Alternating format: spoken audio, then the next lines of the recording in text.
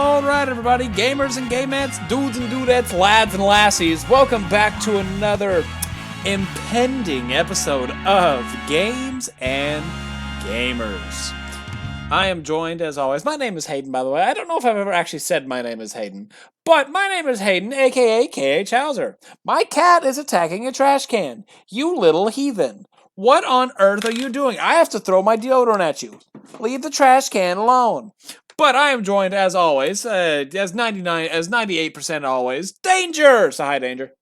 Hello. Alright, Danger, I am upset. Yet Why? not at the exact same time. I'm good. This is what Russ says. What happened? No. Okay, so Danger, do you have any celebrity crushes? No, I don't think so. You don't think so? No, I can't think of any at the moment now. I have 4. Oh, jeez. Alright. And two of them are for sure in a relationship, and that saddens me. Oh, you're those type of people. Okay. Here's one of them though. So I know most of this. Bro, you saw Zendaya guy in a crush, like marry Tom Holland. You're just like, it should have been me, not him. Oh no, not Zendaya. My 4 are. I have it pulled up right now. It's not Russell Brand, but Katy Perry. Okay. Anna Sophia Robb. Okay. Shailene Woodley. Okay. And Caitlin Dever. Okay. I don't know any of them. You should know Katy Perry. I know Katy Perry. I say as I'm looking up Katy Perry. She sings Firework, Roar. Dark okay. Horse. Oh, her. Oh, yeah. Okay, I know her. Yeah. Anna so literally, Katy Perry is the only one I know. Anna Sophia Robb is in Bridge to Terabithia, Soul Surfer, Because of Winn-Dixie. Never heard of those. You, sir, are awful. Those are the ones that I know that she's been in. Like, I know she does things, and Soul Surfer's like the most recent one I know of that she's done. But I've had a crush on her like my whole life. Shailene Woodley was in the Divergent series. Divergent series, Fault in Our Stars. And Caitlin Dever, is from what I know is Last Man Standing. It's a sitcom with Tim Allen. But out of those 4, one of them, who's 3 years older than me, is single and is possibly able to me to get in contact with through Instagram. I'm gonna try. Wow. Yes. And you think you were the first? No, I'm definitely not the first. And you think that she's going to respond to you? You never know, Danger. You never know. You never know what could happen in the strange old world. That is 100% a fact. You never know. The odds are not in my favor. The odds are never in my favor. Odds are non-existent. That's not non-existent. There's a low percentile. If you get with them, that is the power of God, my friend, because that is not supposed to happen. That is some power above Earth. I know this isn't Jennifer Lawrence. The power, what is it? Oh, what does she say? I just said it. I was about to say it. The Hunger Games. Oh, I literally watched like the first one once. Like I literally just had it in my head. May the odds be ever in your favor. The odds are never in my favor. But you know what? Damn it, there's a 0.4% chance. Anyway. To y'all don't know, he literally said he was going to tell me, but he wanted to wait until we started, and this is what he wanted to wait Danger! to tell me. Game! Did you check the game? Which game? The game we just literally talked about. No, I'm sorry. I'll tell you later, but I got distracted by something. Okay. That was actually like important. Anyway. Okay, that's fine. Whenever you look at. I got my thing. Hold on. Oh well, we'll do that. You distract. Sponsor yourself. Well, actually, while we can do this, you want to go check out Token Win on Spotify. Do whatever. It's all you. But we are going to have a brand new segment that Danger knows nothing about called What the Media with You. It's a play on What the Matter with You. Basically, it's where Danger and I are going to talk about things we've been watching, playing, or reading recently. Danger's not here, so whenever he comes in, we're going to surprise him, but... I can, barely hear you. You've said my name, twice and did, a voice. That's all I know. Danger doesn't realize he owes me $50. But we're going to talk about basically what we're playing, what we're watching, what we're reading, and I recently I got a PS5 like a week ago, maybe a little more than a week ago. Yeah, it's a little more than a week ago. I got like the end of May. I got a PS5, and the first PS5 game I bought was a Plague Tale Requiem. I don't talk a whole lot about games, like games that I'm in love with. Like honestly, I talk Kingdom Hearts. The answer is no. It is like $40 or $50 on PlayStation. Innocence. Both, or so one's like 60, one's like 40. Both. Okay, so we're gonna take option 2 then. That is fine. I'll buy it for you. I'll buy you that game. We're gonna play this game. But all right. Anyway, we're talking about this new segment of Games and Gamers, Danger. Okay. Called "What the Media with You." What the media? What the media with you? I fucking love that. It's like what the matter with you? I love that so. Yes, I love that so much. People, by the way, I hadn't told Danger this. I literally just came up with this earlier this afternoon. I guess. Yeah, no, I don't know any of this. So, anything new that happens, such as sponsors or segments, I know nothing of. Hayden just comes up with this on the fly, so you know that's what makes Games and Gamers great. But what the media with you is basically we tell players. I guess these are players. Whoever listens to this. Gamers, video gamers. What's up, dudes and dudettes, lads and lassies, the lads and lassies out there. What we're reading, watching, or playing. And Danger, I'm going to tell you right now. I've been playing a Plague Tale Requiem. I'm going to stream it tomorrow, which by the time this is up, I've already streamed. Yeah. But go check out KH Hauser. I'm going to be streaming a Plague Tale Requiem until I beat it because I love a Plague Tale.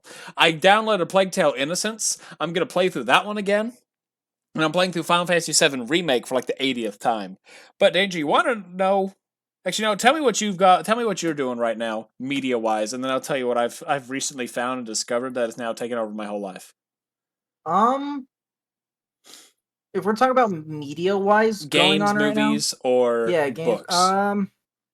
I mean, I've just been playing Odyssey for the last few days. I've barely done anything besides that. Oh. The new Fortnite season's coming out in literally 4 days. So, I mean, I'm excited about that. But literally, I've not touched Fortnite in like a week, though. But I'm super excited about that coming out. And I'm also, like, I literally just started Galaxy today.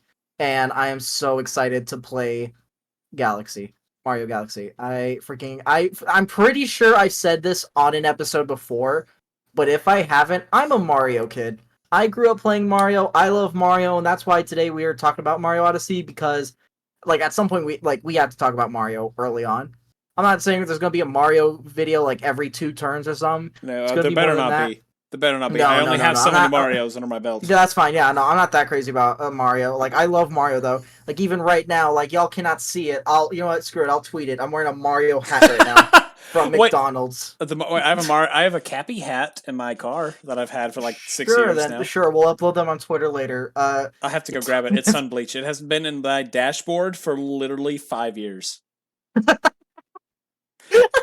I'm not kidding. If Will was here, we're gonna. I'll send. I'll send. No, I believe you. Legitimate. I'm not even coming up with that number. It's been legitimately 5 years that Cappy has sat in my dashboard. It isn't a dark red anymore. It's like a light bleached red. Jeez. Yeah. So one thing is that I don't really use Facecam as much because I typically have recently been streaming on the PlayStation.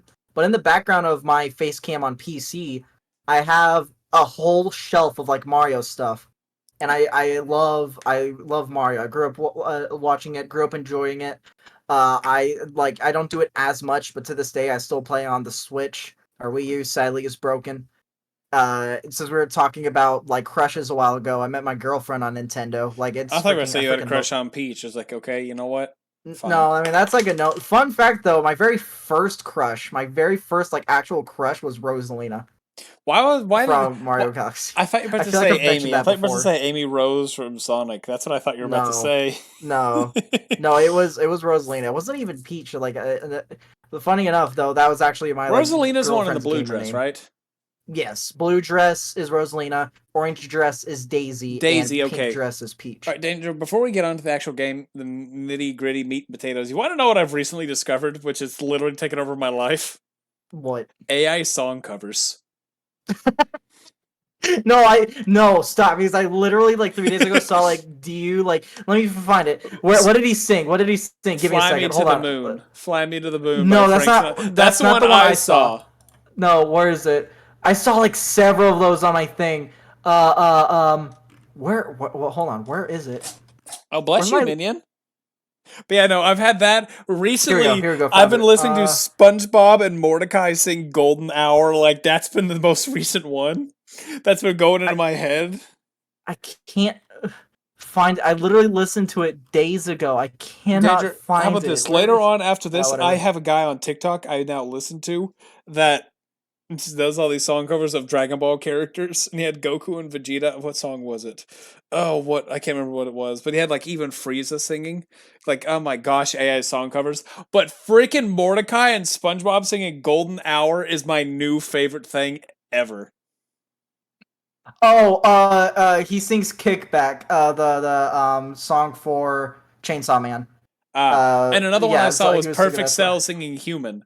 I'm only human after all. I'm So only put your human after all. I'm I'm only only human. perfect after Oh, all. oh Don't put yeah, the no way, I think I blame heard on that. I'm me. only perfect No, this is a after different thing. all. I'm Like I only just perfect. that's what he would sing, but this is one that's actually I would Don't be blame the like, killing on me. don't blame Jero for me.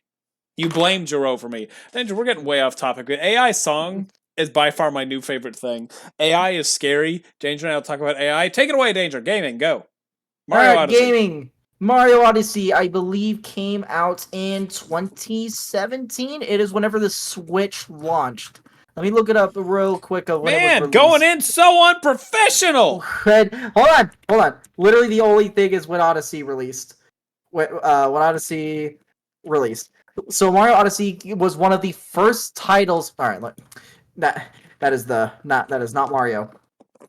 Is it Yes, Wario? 2017. It came out in October 27th of 2017. Yes. Mario Odyssey was one of the first titles to release for the Switch back when it released. The fact that I now get nostalgic thinking of Mario Odyssey That's sad. very much, it's very That's sad. that's legitimately. I told my dad this, and he looked me dead in the eyes. Oh, that's sad. That game's not even like 10 years old. Yeah, I know. Yeah, but it's like I got nostalgic because here's the thing, it's not like a game that I actively, play. Like I played it a lot when I first got it. Then I played it a little more. Like after a while, I played it a little more. Tried to play even more. I deleted my file, but I had almost everything on there except for like the new outfits that I told you about. Which by the way, this game actually got like updates over time, like beyond of its like people playing it like super actively. So I think that's cool. And then they released codes recently. Like that's actually how you got Odyssey was the code release with Switch. the Switch. Yeah, like the set. And it also And came with Mario stickers. Like Mario movie nice. stickers. Oh, I didn't know that. Oh, that's super cool. Yeah, I put two of them Yeah, on my that is Switch like and the other ones that I is like threw a away. Mario Odyssey was one of the first 3 games that we also got for the Switch. We got the Switch, I think, a year later of when the Switch actually came out. I believe it was like a year later when we got it for Christmas the year after. I'm getting added in your Discord. Yep, Uh, same. but yeah, it was Mario Odyssey, Smash Bros, and Legend of Zelda. Which I would love to talk about that at some point. But Mario Odyssey is a game that was launched with the first title, and it was supposed to show the extension of what the Switch can do. Ooh. Huh. Ooh, we can get About, it's stuff for Dokkan, basically the 8th anniversary. Anyway, we'll worry about it later. yeah, later. Anyway, but it was basically to show what the game Saves can that do. log on to The Dokkan. graphics, the lighting, the gameplay, the controls, the graphics, the storytelling. Basically, what it was supposed to do is everything inside of this game of the Switch was supposed to show what its potential was, and it definitely did not fail in the sense for Nintendo. Basically, for the Nintendo Switch, we've talked about this. It is only good for games that were released for the Switch. Any game that's ported over from something from like a different source from not Nintendo, it typically comes out not too well. Even Nintendo have released a few games themselves that is, you know, not too good. But then literally you also have games that have won game awards. So Do I want Dokkan Festival tickets? anyway, but when we first start in the game, it already starts us off immediately during a cutscene to where Mario is having interaction battle with Bowser. Bowser, of course, as usual, Bowser, usually what it is we get like a little bit of an intro of some sort, but nope, immediately it's just Bowser beats up Mario. He's in a themed one of his airships. His airship usually looks like a pirate ship, and I mean it still does, but it's got more of the sails from the new Odyssey ship, the new air sails. It has a bit of like a wedding thing going on to it because Bowser plans on marrying Peach in this game. And Man, that so sounds very familiar to something that just recently came out in the like past 2 months. oh my gosh, but yeah. So literally, I mean that's basically the whole thing. Is like people have assumed, oh, Bowser, like why is he kidnapping Peach? Well, because he wants Peach, and then in this he even tries Oh, to he definitely marry. wants Peach, all right. Yeah, he does. He Ha! does. Ha! so, Ha! Ha! Ha! so yeah, That's our literally new segment where Hayden is beats called a Mario, zinger. takes Peach, and takes a tiara, a little tiara, but it has eyes on it and is alive. And then we also see a Top Hat, who seems to be panicked, chase after Mario. But what happened is while Bowser and Mario were fighting, Bowser destroyed Mario's hat and sent it off. Well, he didn't destroy it. He threw off his ship, and the propeller on his ship broke it. But little cappy guy grabs his cap, goes down. We land, and whenever we wake up, we are inside of the Cap Kingdom. This is the first world inside of the game, and I said this about the world, and my brother disagreed with me. It very much gives an aspect that could fit inside of a horror game. Oh yeah, definitely. It's it's a cheap, it's not like a true horror game, but it's like one of those like it's like child-friendly horror games. Yeah, well, yeah, I guess. Like it's got like a horror aspect to it.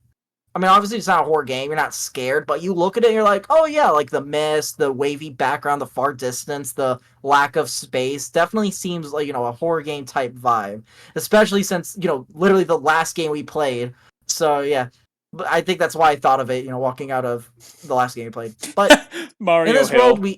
in this world, I mean, that's where he literally spawns on first is a hill. But anyway, we see little Cappy. He's got her hat. He's got the hat, the little shred of it, and he starts running away whenever Mario wakes up. Your first little mission is you basically just chase after him. You chase after Cappy a little bit, and eventually he hides, and he comes out. He's like, "Sorry, you startled me after everything that went on."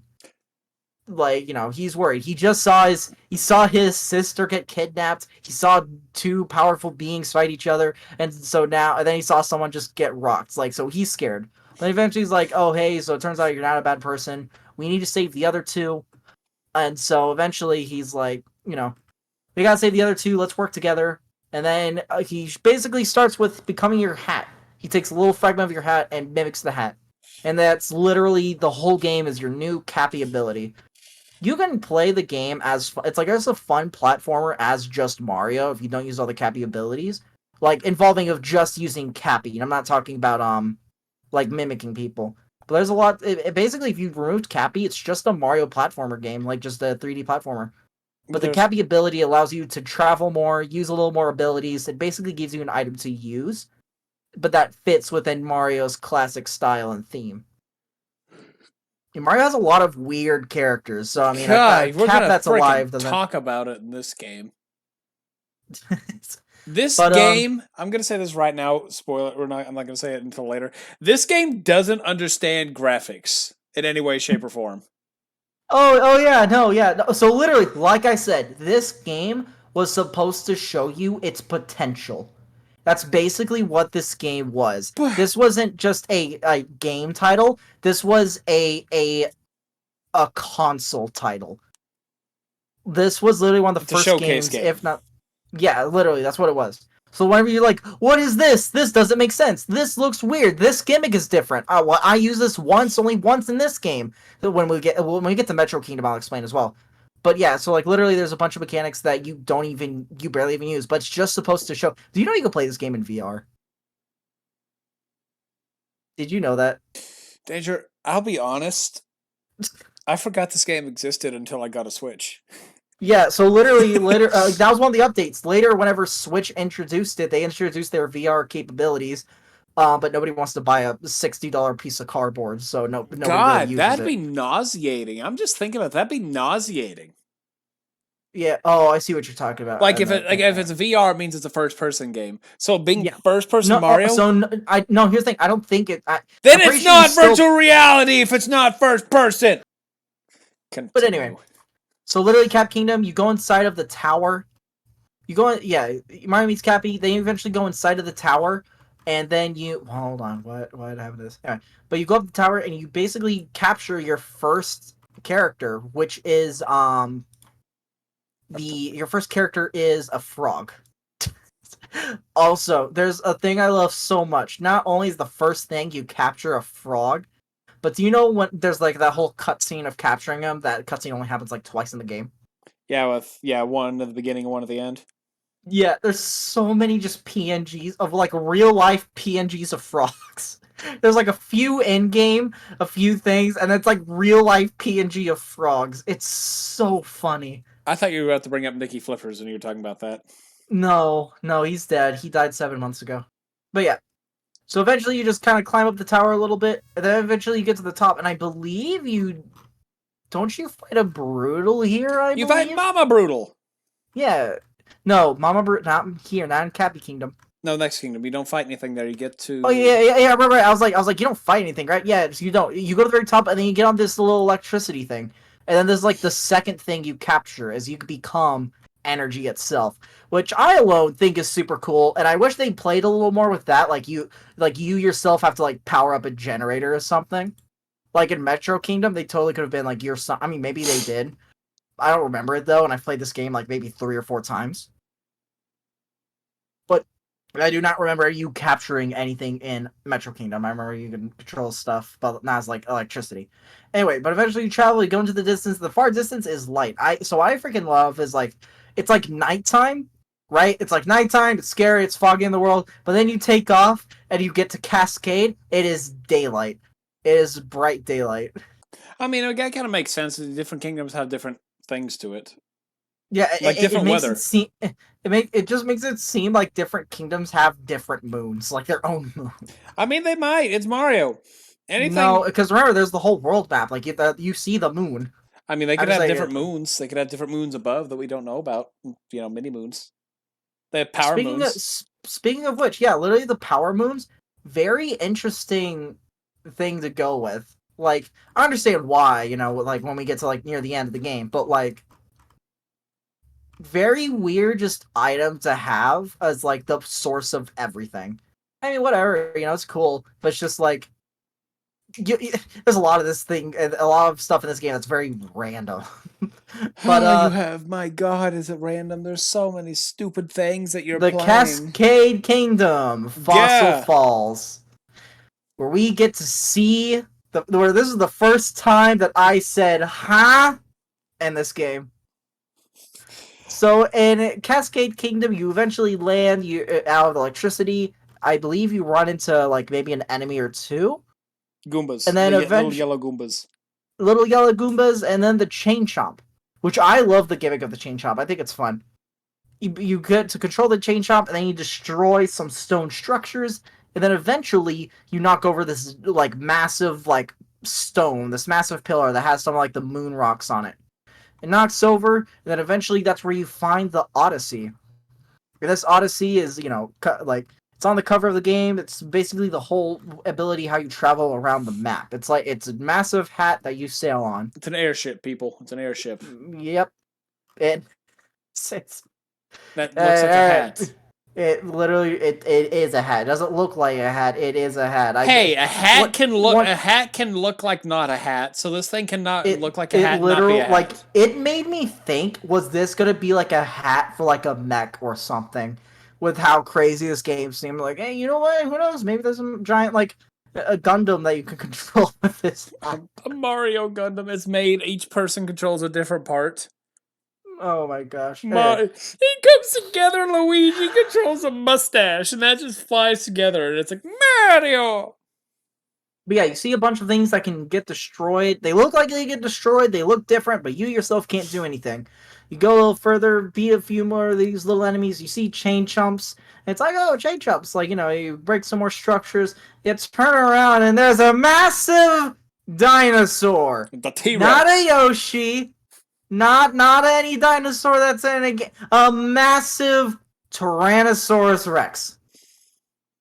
This is when you quickly realize, oh, What the fuck is this game? This isn't Mario. Mario doesn't have T-Rexes in it. you literally just control this dinosaur. You get up your again. This is one of the things that was just it was supposed to show off what the Switch can do. Okay, answer me this. How does Mario... How does a T-Rex with a Mario hat and a blue eyes and a mustache show off what the Switch can do? It's basically just showing off the dinosaur model, playing as the dinosaur model. But you don't need that, though. For future games that you might play, it is. Oh, great! I can't wait to play Dino Odyssey Crisis is 5! a massive Nintendo advertisement game. I can't wait to play Dino Crisis This game Stash. is not based off story. That is one thing you're going to learn really quick. The only thing that is consistent is this game is that Bowser's stealing stuff from each location, and we gotta catch up to him. That's all we have. That's the only thing. Anything else? Literally, the whole thing about Fossil Falls. Oh, I just found some official concept art. That's actually really sick. Is that it's a prehistoric kingdom. It is like an island. It's basically an island. It is a dinosaur island, and that is it. Anyway, but yeah, you learn the chain chomp controls. You beat you destroy some of the structures. You get the T-Rex. You destroy even more. This is where we get to see the pixel maps. Like I also love like the 8-bit pixel segments. Dude, throughout those the game. were great. They're fun. I love those. That's my favorite part of this game. I'll be 100% honest. It is very fun, and there's literally one in every world. So there's quite a few for you to play. But yeah, an old odd structure. Pretty sure it even mentions the ship. There's a bunch of things around the map. We're introduced to these purple coins, to where you can collect. I don't even remember where you can. Like, I don't even remember where you could even transfer those. Actually, like during this run, I do not remember, and I cannot tell you where they were. They were everywhere. Oh yeah, I mean, I know they're everywhere, but I don't know where the shop was. Oh, you mean the shop? There was a shop in that world? You grab coins. You grab purple coins. I know that, but I figured they just did that. It's like, oh look, you collect these coins. You're supposed to transfer those. You're supposed to transfer those purple coins. That's what I'm saying. So there's a shop somewhere on the map. Oh, weird. But yeah, eventually, basically, you climb around. You go up. You platform on top of the mountain. I literally found like a map of it, which is super cool, like a top-down view map. And then you eventually go and fight the Mama Brutal. I do not know if that is her name though. No, that's her official name. Games and Gamers has decided. Mama Brutal. Madame Brood is her name. No, Mama Brutal sounds so much better than Madame Brood. Anyway, Madame Brood, you eventually see her, and she has her necklace. Her necklace having the first triple moon, the first triple moon star. You fight her. So her fight was fun. Her fight was fun. Basically, her chain chomp will dash after you. You have to knock off the hat of the chain chomp, the golden chain chomp. You take capture of it. You run away from her as she tries to capture you. Probably you take the hat off. I don't know. I've never lost to her, me personally. And literally, you just like pull back on it. She'll get exhausted. You pull back, let go, and it launches right into her face. And you do this like 3 times.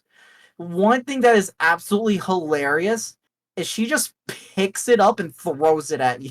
Like I feel bad for chain chompikins. Like, I feel so bad. Picks it up, throws it at you, and it just is a Beyblade. It's hilarious. She's awful. The Brutals are awful. The Brutals are awful people. They are vicious villains, and also the Brutal. I mean, here's the thing. I actually love the concept though of Brutals. My brother, he told me something today. He told me that the original concept of the Broods were just gonna be like upgraded, updated versions of original Mario characters. So there was gonna be like a Bob-omb, like so basically like the female Brood was apparently gonna be like a Bob-omb type character. The tall character was going to be maybe a Wiggler or something. Like he basically explained that all of them were just going to be different Mario characters, but like had like their own special unique design to it. But I'm so glad they went with this route instead. It actually is different. Yeah, I feel like them taking it on, had I taken on something other than them, I would have lost a little interest because of the stuff they added to it. Yeah. I'm sure if they changed the characters, it would have changed some of the stuff too. And like their own little boss fights are fun. They're each different. They're each pretty fun. The fact that you have to fight like you have to fight them. Like later in the game, you fight multiple of them, but it's fun. Like their own little game mode is fun, especially being at the end of the thing.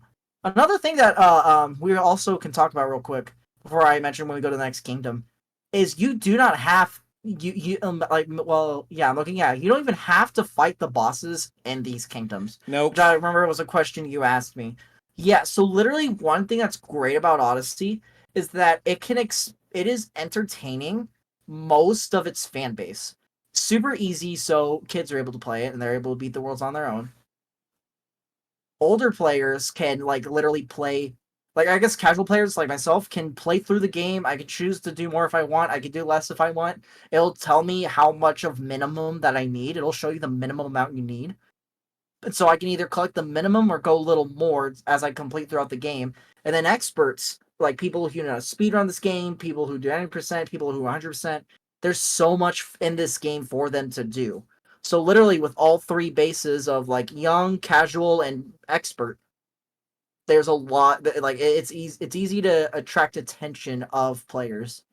That's one thing I love about this game, that it's super easy to play, but also there's so much to do.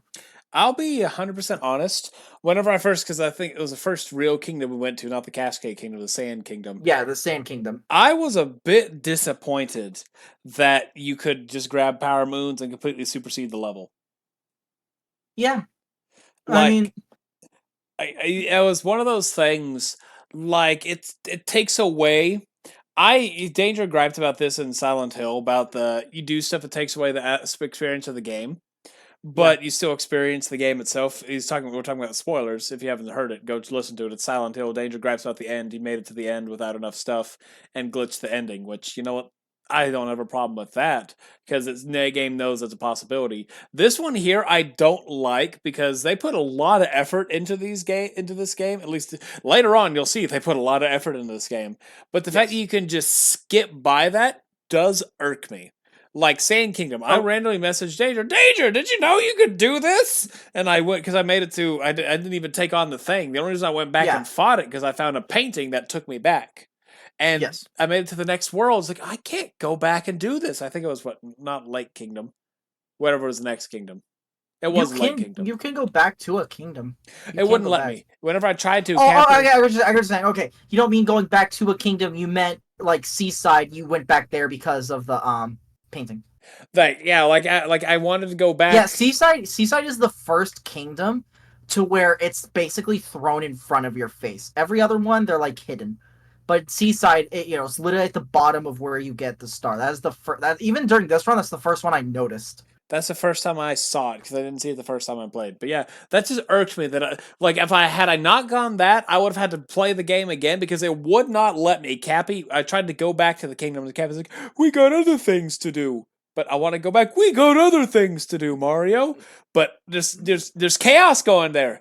Those little Moroccan skeletons are freezing to death. We got other things to do, Mario. And it ticked me off. It would not let me go back.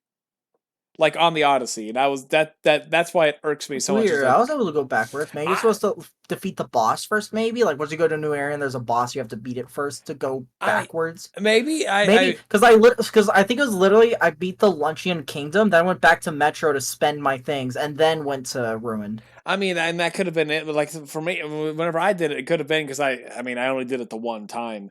Yeah, I didn't matter if I got all the moons. I played through and beat the level. But yeah, that first one's like, oh, we got right. other things to do, Mario. But there's a thing frozen in ice. We got other things to do. I will say, I did like the Sand Kingdom. It was fun to see that because that was the first time seeing more of the Cascade Kingdom was neat. The Dinosaur Plaza Yes. Kingdom was fun, but the Sand Kingdom had a lot more to it, a lot more puzzles Oh yeah. Oh yeah. that The made it Sand much more Kingdom. enjoyable. The Sand Kingdom has a ton to it. Like the Jaxie, he had a stupid thing underneath the map with the Jaxie that I hated. Where you have to run along the purple Yeah. poison thing, and I couldn't Yeah. get the Yeah. stupid musical note, so it took forever. Some. Yeah. Some of these are actually like have like harder levels, and that's another thing that's where it becomes like a completionist and more of a like you're interested in playing harder stuff player. Like that, they have more difficult platforms or events or timing things, and that is one thing that I love. That I have died quite like even in this run, even though I already knew how to do all the moves, learned them very quickly. Learned some some strats, knowing how to platform Mario. And even I still died a few times because a few things got me. So it is still a very much enjoyable and still like pretty difficult game, depending on how far you want to go with it. The next kingdom we have the Sand Kingdom. Now, yeah, we pretty much talked the talk of the older kingdoms. Do you want to start with talking about the Sand Kingdom, like things that you enjoyed about it? I mean, I enjoyed the expanse of it. Jaxie was fun. I my my favorite thing in this game are those tiki things. Yeah, the little glasses. Because I was sitting there running around, and I was talking to a girl on Snapchat, and I was showing her, look at me, I'm running around. I flipped the little glasses on. Look at me, I'm cool now. I have it saved on Snapchat. If I can get it to work, I'm gonna clip that into here, and you're just gonna see it. And, oh my god, it was so stupid. But I like that. Basically, The one fun thing that I liked about that, it was you kind of got to see a little bit more of it because it had power moons that were hidden, but not at the same time. It showed you, at least it's the first time you can access the store, that you can customize your Mario. And I'm a big fan of customization in games. I don't talk about it, yes. but I'm a big fan of customization. I will spend, if it's something I'm not careful of, I could spend legitimately an hour customizing stuff. Yes. 100%. I agree with that in many video games. I liked that was fun. The ability to look around everything first, like I made mention of, you can go get all the power moons before you even leave the place, and like I said, that bothers me. But the fact you can do that and explore it and still not touch the main thing is kind of impressive at the same time. Because you run through. Let's go over there to where the gypsies, well, not the gypsies, the tikis are. You cackle your way over there, get the power moon shards because you have fragments that you get 5 and make 1 power moon. I find those stupid.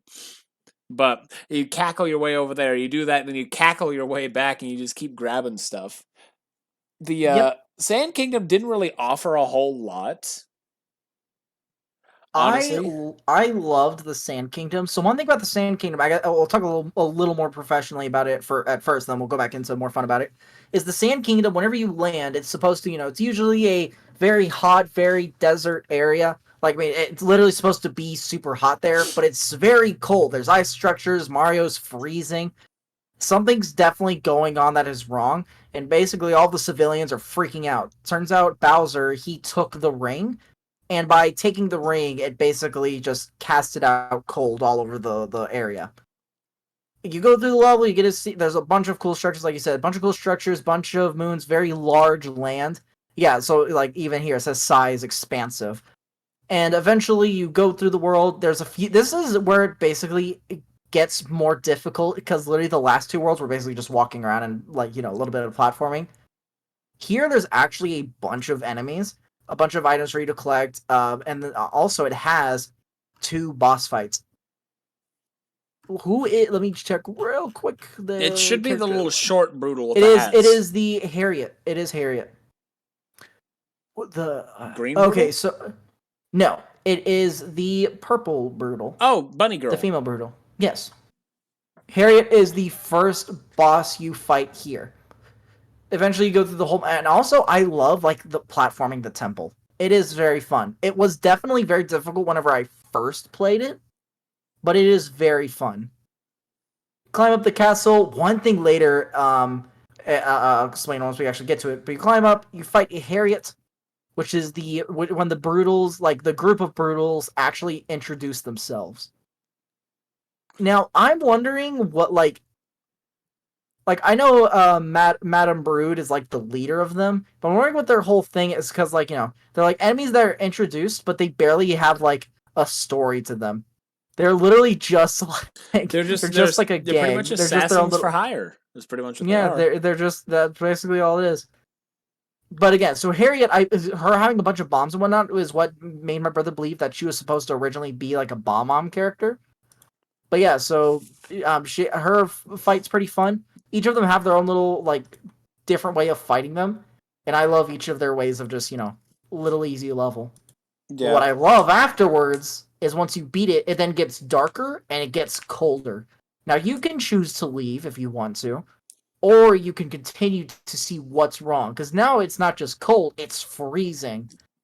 And not only that, there are these little skeleton characters that now spawn in literally everywhere and chase you down. It literally suggests taking the Jaxi to travel because they literally spawn in so many numbers everywhere on the map. And you need to figure out what is wrong. Absolutely love these little skeleton guys. Literally, and they're basically just dry bones. They're like dry bones, but mummies instead. Chinchos is their name. They are super cool and annoying.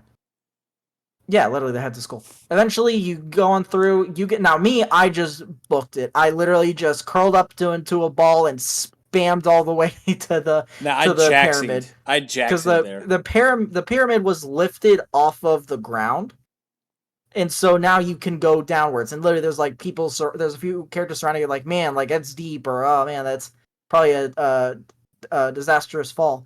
Then eventually, you just go down. You go down, and then you're into the ice world. And I believe this is the first time when they introduced like slippery flooring and whatnot. And this is where you learn Goombas are able to walk on these slippery floors no problem. So you can just go as Mario, have your hop abilities, cap abilities, whatnot, or you can be a Goomba.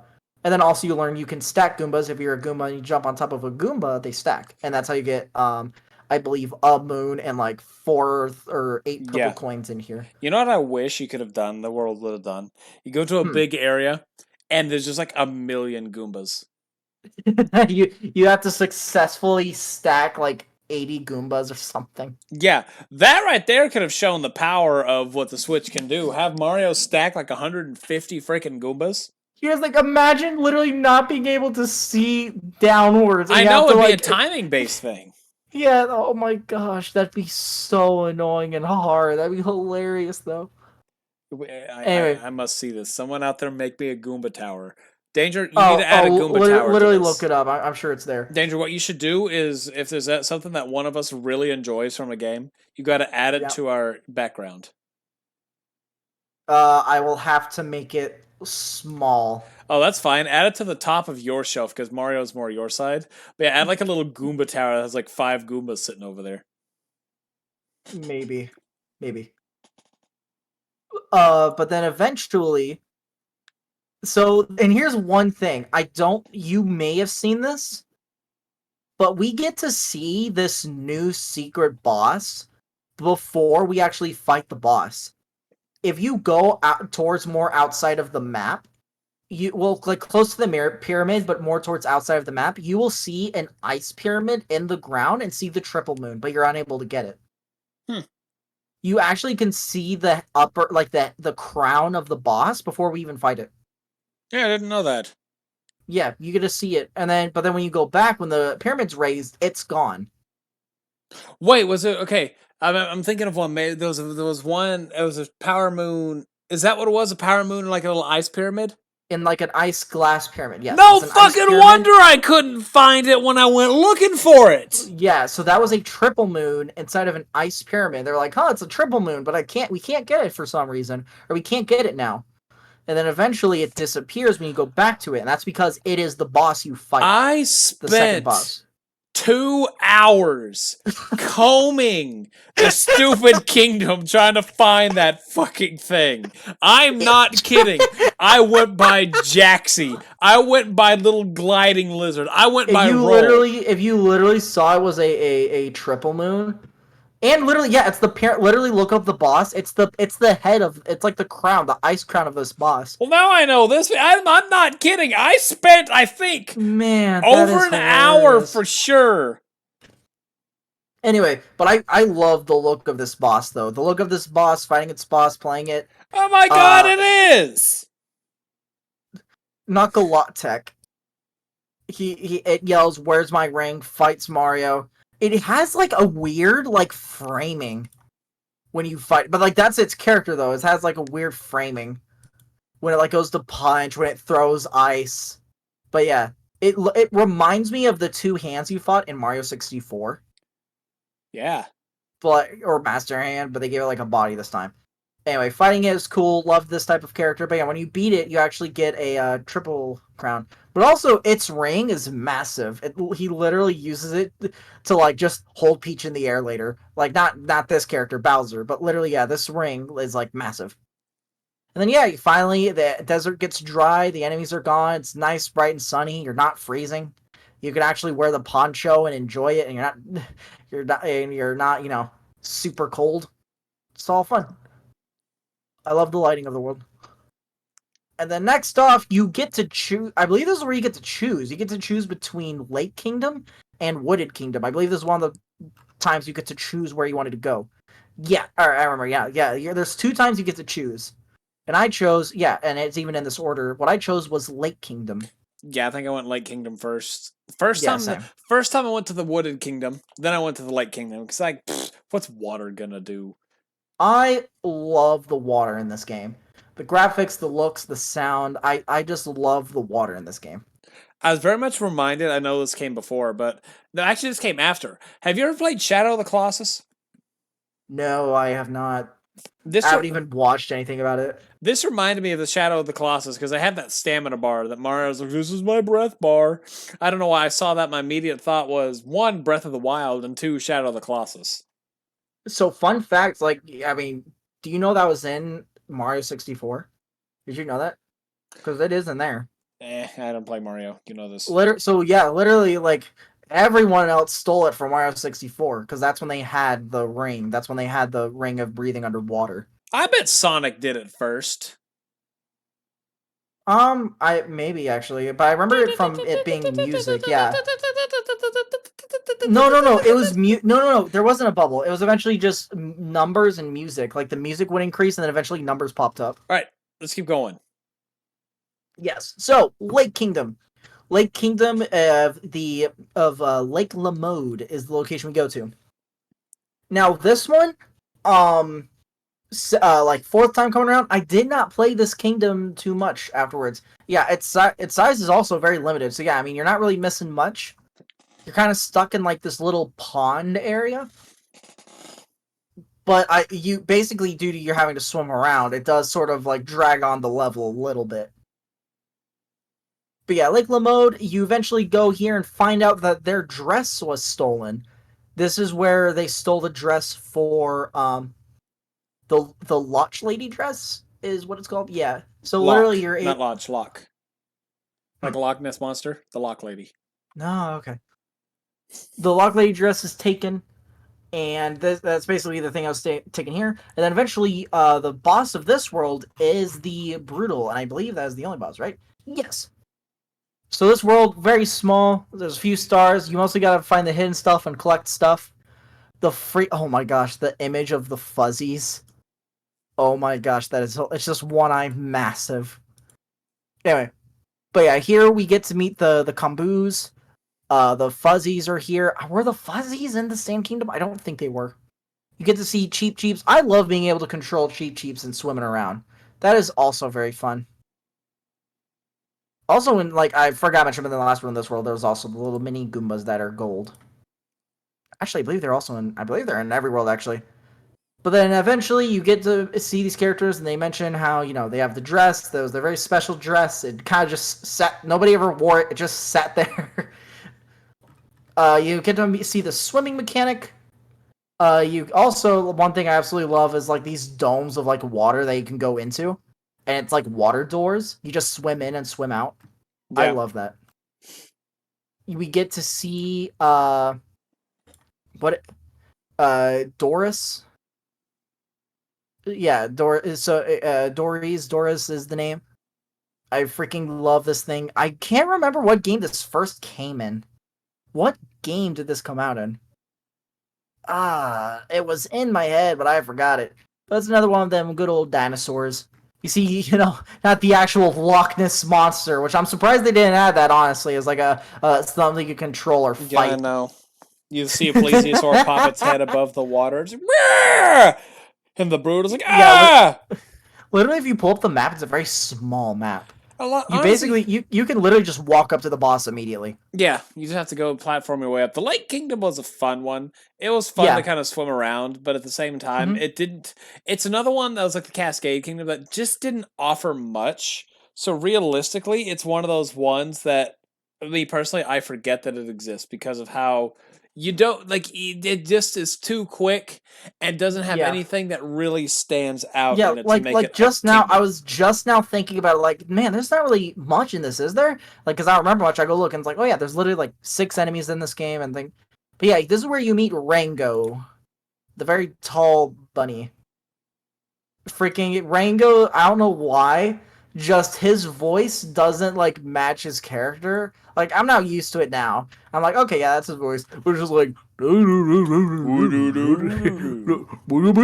reminds me of it reminds me of a west of like a country guy. You know, Like that's what looking at his face and you hear his voice. Yeah, I now hear just. But I yeah, will. I'm gonna say this right now. The Brutals piss me off, but not for the reasons you think. Those stupid things are immortal, and it bothers me. Like, oh my god, you fight them. What? I'll say this now. You fight them 3 times in the game, right? mm, each one, I believe. Yes, I believe you fight each one 3 times. Okay, I think it's 4 if we count the dark side, but I think it's. Oh yeah. But But we're talking base story, yeah. I'm correcting myself on this. I'm not correcting Danger. It pisses me off because you know what happens when you beat them? Hmm. They explode into confetti. Mm, that's like a perspective, What? you know. Don't you Like, dare say it is perspective. You watch it. You hop on them. They fall to the ground. They're there. Next thing you know, poof! They Fairly Odd Parent magic build up confetti everywhere. And you know what happens? Like 4 levels later, guess what? We're back. Okay, poof them again. Go to one of the final kings. Guess what? We're back. Son of a bitch. Poof them again. Guess what? We're back. okay, I will tell you right now though. I don't. That happens in Mario games so much. To I where just you beat lost them, all they respect for explode. Mario games. Mario Yeah, sucks. that happens. It's a D-rank game. Here's the thing. One thing which would have made sense, would have made a little more sense, but it also would have been more funny, is to you defeat them, they launch in the air. It's literally just Team Rocket blasting off again. They just launch in the sky. I would have preferred that. All Yeah. right. All Yeah. right, but yeah, that also happens in like 3D World and a few other games. But Lake yeah, this Kingdom world really didn't have much. little small, little enjoyable. Yeah, no, it really didn't. It looks beautiful though. Like it's very nice. Bro, Yeah. the concept art for this world, oh my gosh, it looks amazing. It was next. Lake, not lake. Tree Kingdom? Wood Nope, Kingdom? Wooded Kingdom. I mean, it's Next trees. is Wooden, which Wooded Kingdom actually does have quite a bit, actually. I'll say the wood, like, I want to say the Wooded Kingdom, I think overall wise, aesthetically, was my second favorite kingdom in the game. Third It favorite. it is a very nice kingdom, and I love its this world also has a second boss. Correct. Here, where the in the secret flower field, it has a bouquet of flowers, the secret bouquet of flowers. And Bowser comes here to steal it from them, and literally he goes to each world to steal a different item or a different thing, Right. basically. He's And preparing a so, wedding, so it makes sense that he's going through this. yeah, Well, essentially, we'll just tell you this. We're going to tell you this right now. The whole yeah, story of this game is getting Peach. It's a basic Mario game. yeah. I mean, it's literally shown the very beginning that like I must prepare for my wedding. He literally says that in the very beginning of the game. Yeah, that's literally the only thing that correlates between each world and its massive story, besides like a character visiting a different world, where we'll see like regular humans in other worlds or different creatures in different worlds and stuff. Literally, the only thing that correlates is Bowser's stealing from all of them. That's the only. They're their own mini story, and it's one massive story. Anyway, in the Wooded Kingdom, we are introduced to like basically the first thing that you see that's new are these like flowers, and the flowers like boost you up and you go flying with them, you launch with them, which these flowers are super cool. I wish there was I know there's a few levels, but I wish there was like a massive either level or world that relied on like these types of boosts, because I would love just supersonic around a map. It would have been a lot of fun. But anyway, you go in. I believe you basically you first go in. There's like this massive open area. There's nothing really there. You see, there's a lot of things around, but there's no enemies there, and it's because a lot of stuff spawns in the second time. Yeah, like we said, there's a second boss. A lot of more stuff spawns in when you go to the second boss. Anyway, eventually you go into the map. You just, there's some piranha plants, a lot of platforming. It's like a massive. Best way to explain it is like it's like a massive construction site of like metal. Like it's literally what it looks like. It looks like a wrecking crew area. Like it's nothing but buildings and flowers. It looks really cool though. It does look really cool. One thing though is that it's a tower, and what I freaking love, which this like got me like super intimidated whenever I first played it. One thing is I fell off of the map and I expected to die, Oh yeah, but that was fun. but yeah, then you land in a deep dark forest. Even here it explains that the map is deep and wide. And you land in this dark forest and you don't know where you are. There is no indications of a way to get out. And then eventually you just hear thud, thud, thud, and you see a T-Rex that has a hat on. So even you're gonna have to hit this thing twice.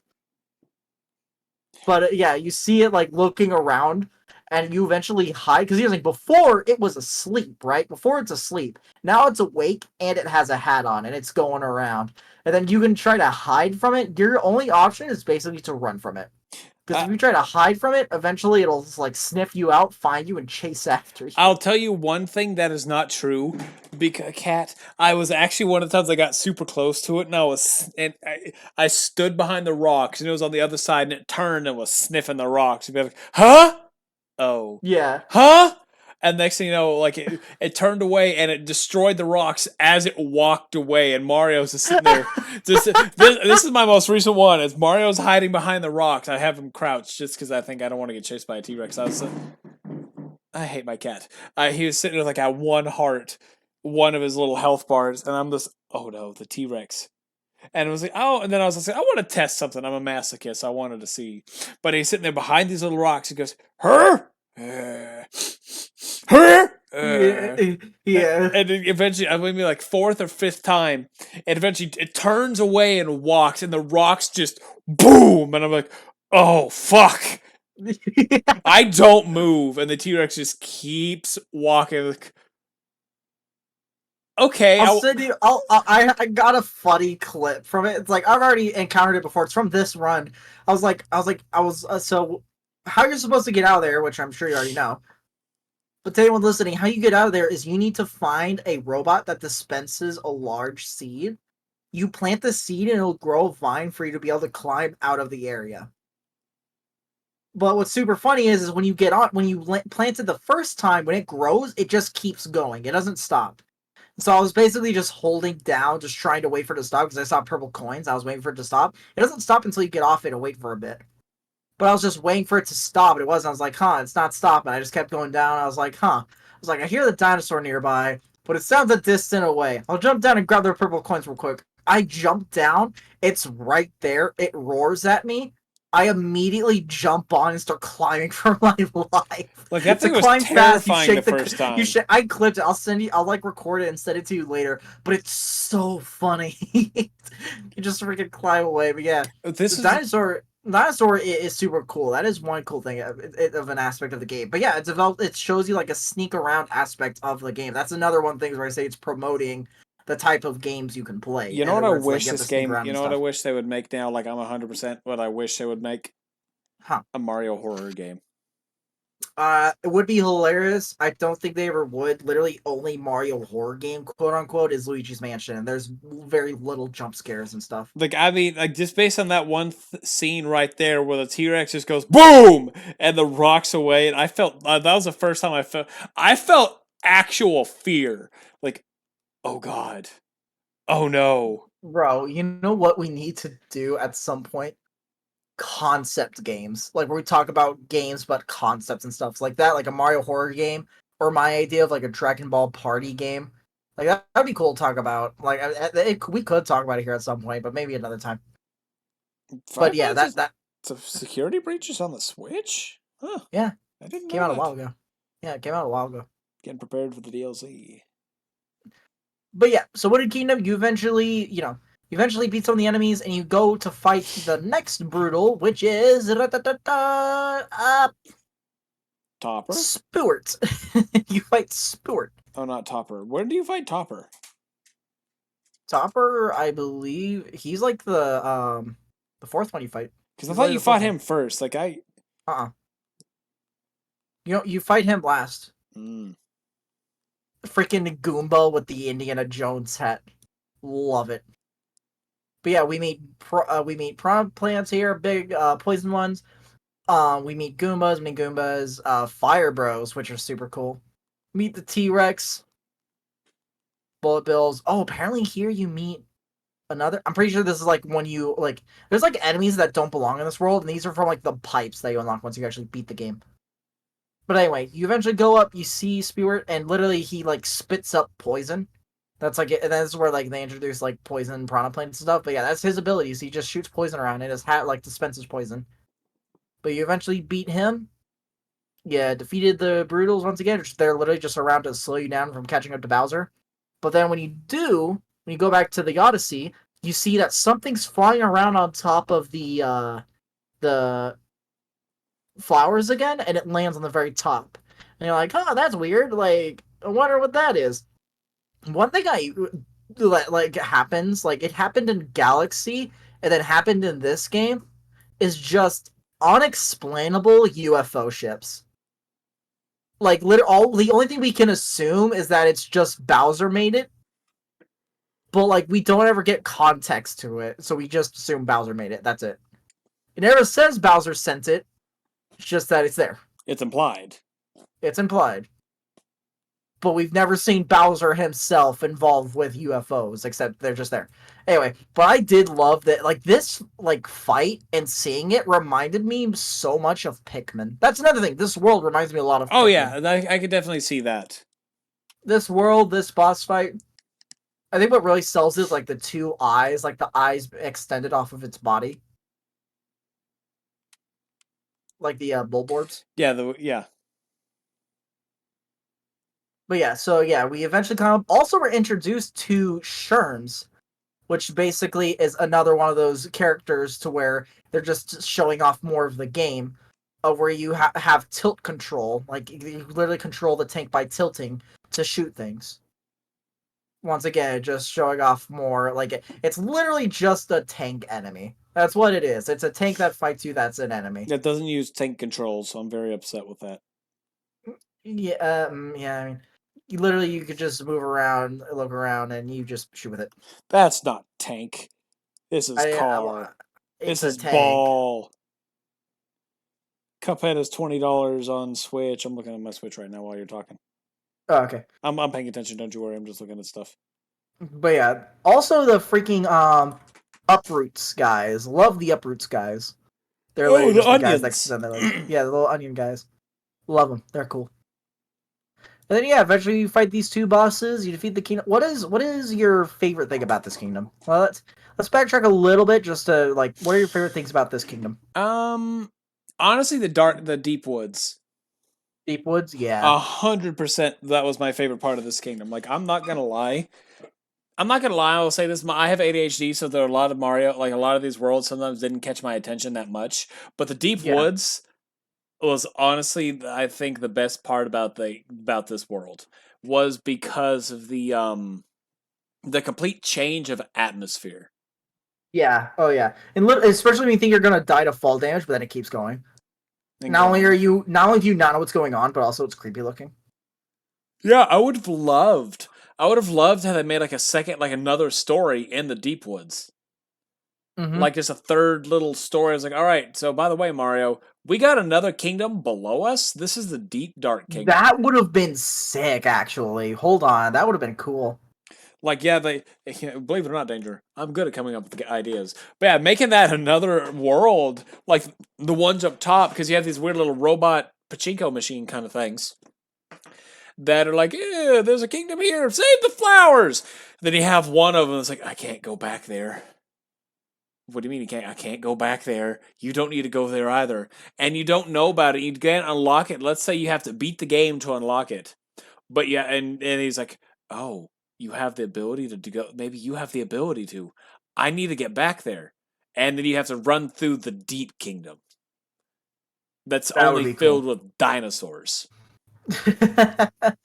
Like realistic Like dinosaurs, though. That'd be realistic, sick. like Yeah. the big enemy is like a not a T-Rex but a Gigantosaurus, a Giganotosaurus, which is a giant T-Rex pretty much. That's the big boss. You have to fight it as a T-Rex, fight it as a Triceratops, Brachiosaurus, Liopleurodon, Plesiosaur, whatever dinosaur they've got. But no, they squabbled it away for a T-Rex that walks in a circle.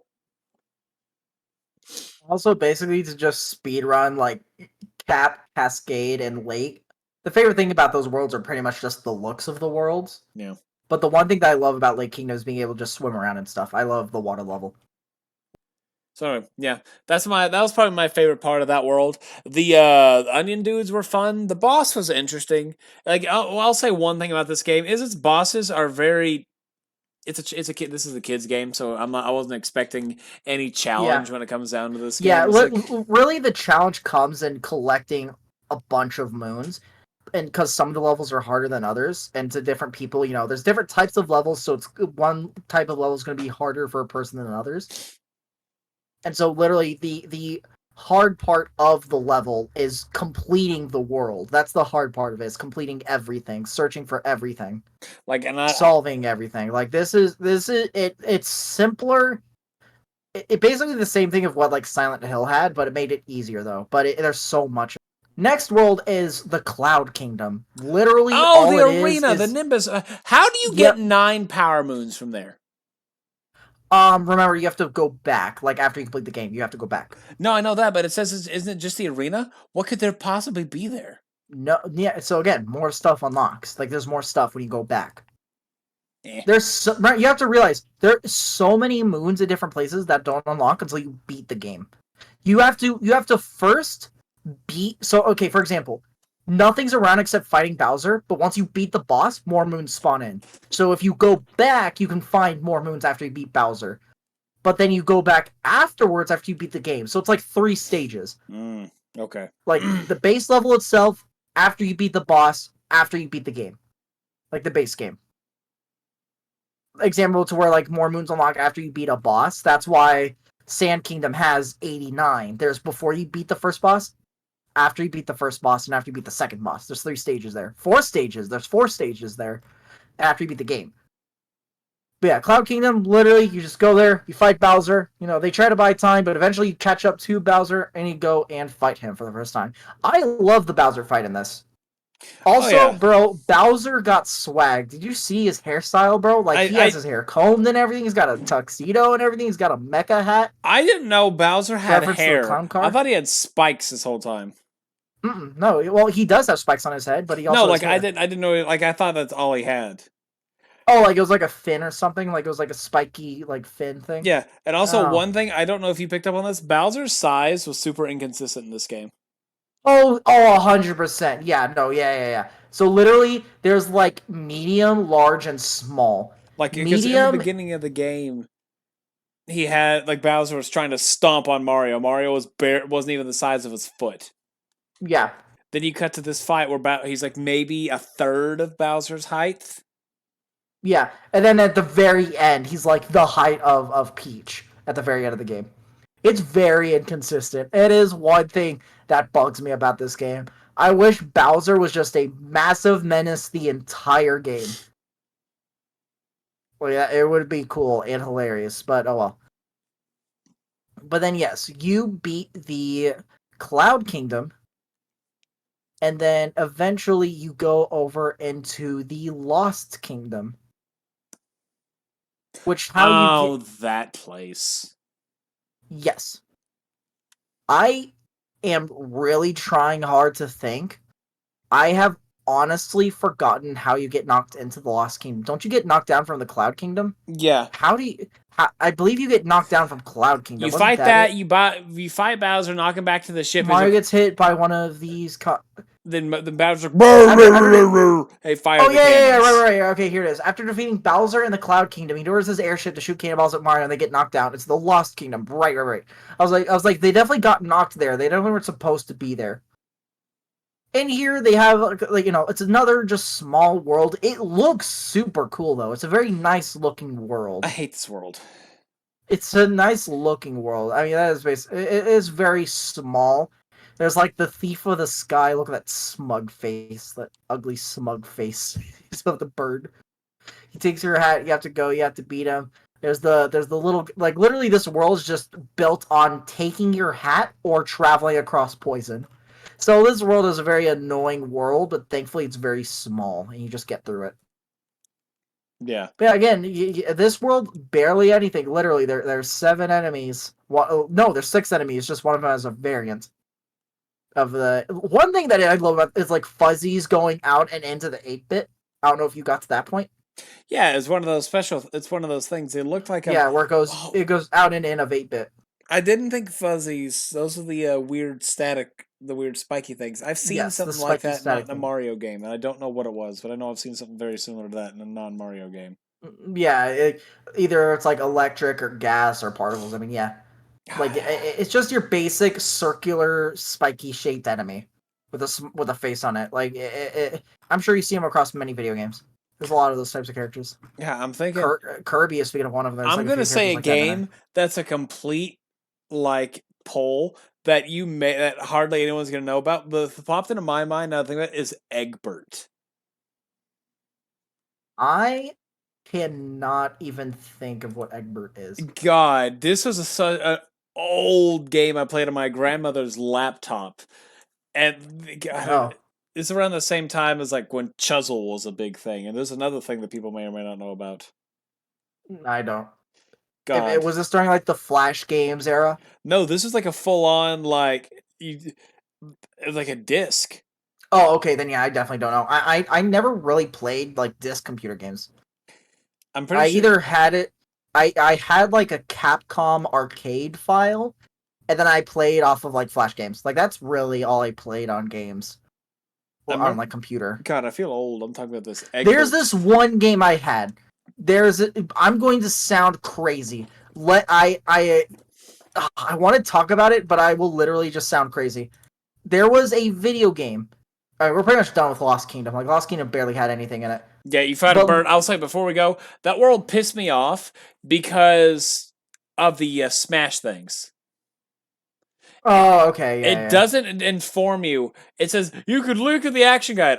I'm one of those people that didn't look at the action guide. Oh, well then, okay. But at the same time, it's one of those ones like you want to know something. I did every part. Let me bitch first. Let me bitch first. Then you can say to be fair. I did every part of that map without that hat while Cappy was being grabbed by the bird. You never got a bird. I eventually had to be like, what on earth do I do? What can I do? Oh, I can butt stomp or whatever. But I literally did every single part. You want to know the most infuriating part about it? You want to know the most infuriating part? What? Those stupid long wiggle things. You have to stretch them across the wood to get stuff. Yeah. I didn't stretch. Wow. I jumped and did the stupid dive. It took forever to get that. You know, it would have been a lot easier if you had your hat back. I know, because the second time through I knew what to do. And I got through everything so quick. I will tell you right now, that is entirely on you. Because I know it is. I know. Every 3D Mario game, that symbol means ground pound, stomp, or attack it with something heavy. Okay, that's not on me if I don't play Mario games. That's not entirely on me. But also it does mention you can knock that, and it gave you instructions of how to ground pound. When did it give me instructions? It shoves tutorials in your face. This game, I'll say this right now, this game is wrong with its instructions. It is wrong with There's its little instructions. signs on the map, like you barely leave your Odyssey, and you will literally see these silver signs, and if you read them, it tells you the instructions of how to. Some of use the those signs controls. were wrong because you have the stupid you fall down and you dash forward. The game tells you to hit the buttons at the same time. Not fall, then try, then Y, that's what I was playing, or X, whatever it is. It's hit both of them at the same time. You want to know how long it took me to fucking get that part done? Listening to what the game told me to do? To a man who loves hard puzzle games. I beat this. You say falling anything. victim to minor miscommunication of 2 buttons, not 3, not 4, not 5, 2 buttons. It works some of the times. Like, okay, that's what I do. Maybe I'm just not timing. Turntables. Hey, I did something you'll never do. Beat that world without that hat. Get all the power moons without that stupid freaking hat. Challenge accepted. I won't be doing it anytime soon, but I'll do it at some point. You're gonna forget it after this episode. Anyway, we'll go. Let's now that you're angry, let's calm you down a bit. Let's talk about your favorite kingdom, and honestly, very close to being my favorite. I'll have to think about it, but Metro Kingdom, New Donk City. It literally convinced so many people because literally the trailer was a manhole opened and Mario jumped out of it and looked hyper realistic.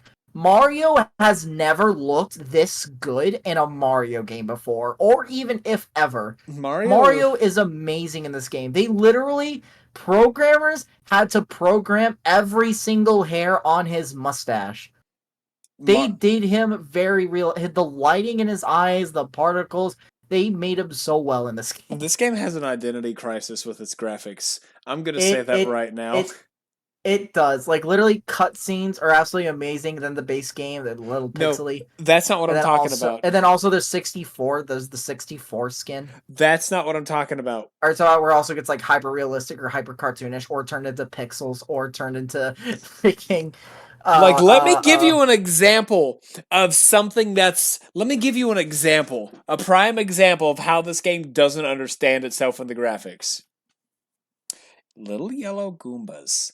Spiky chisel looking things. Fucking detailed T-Rex that's asleep.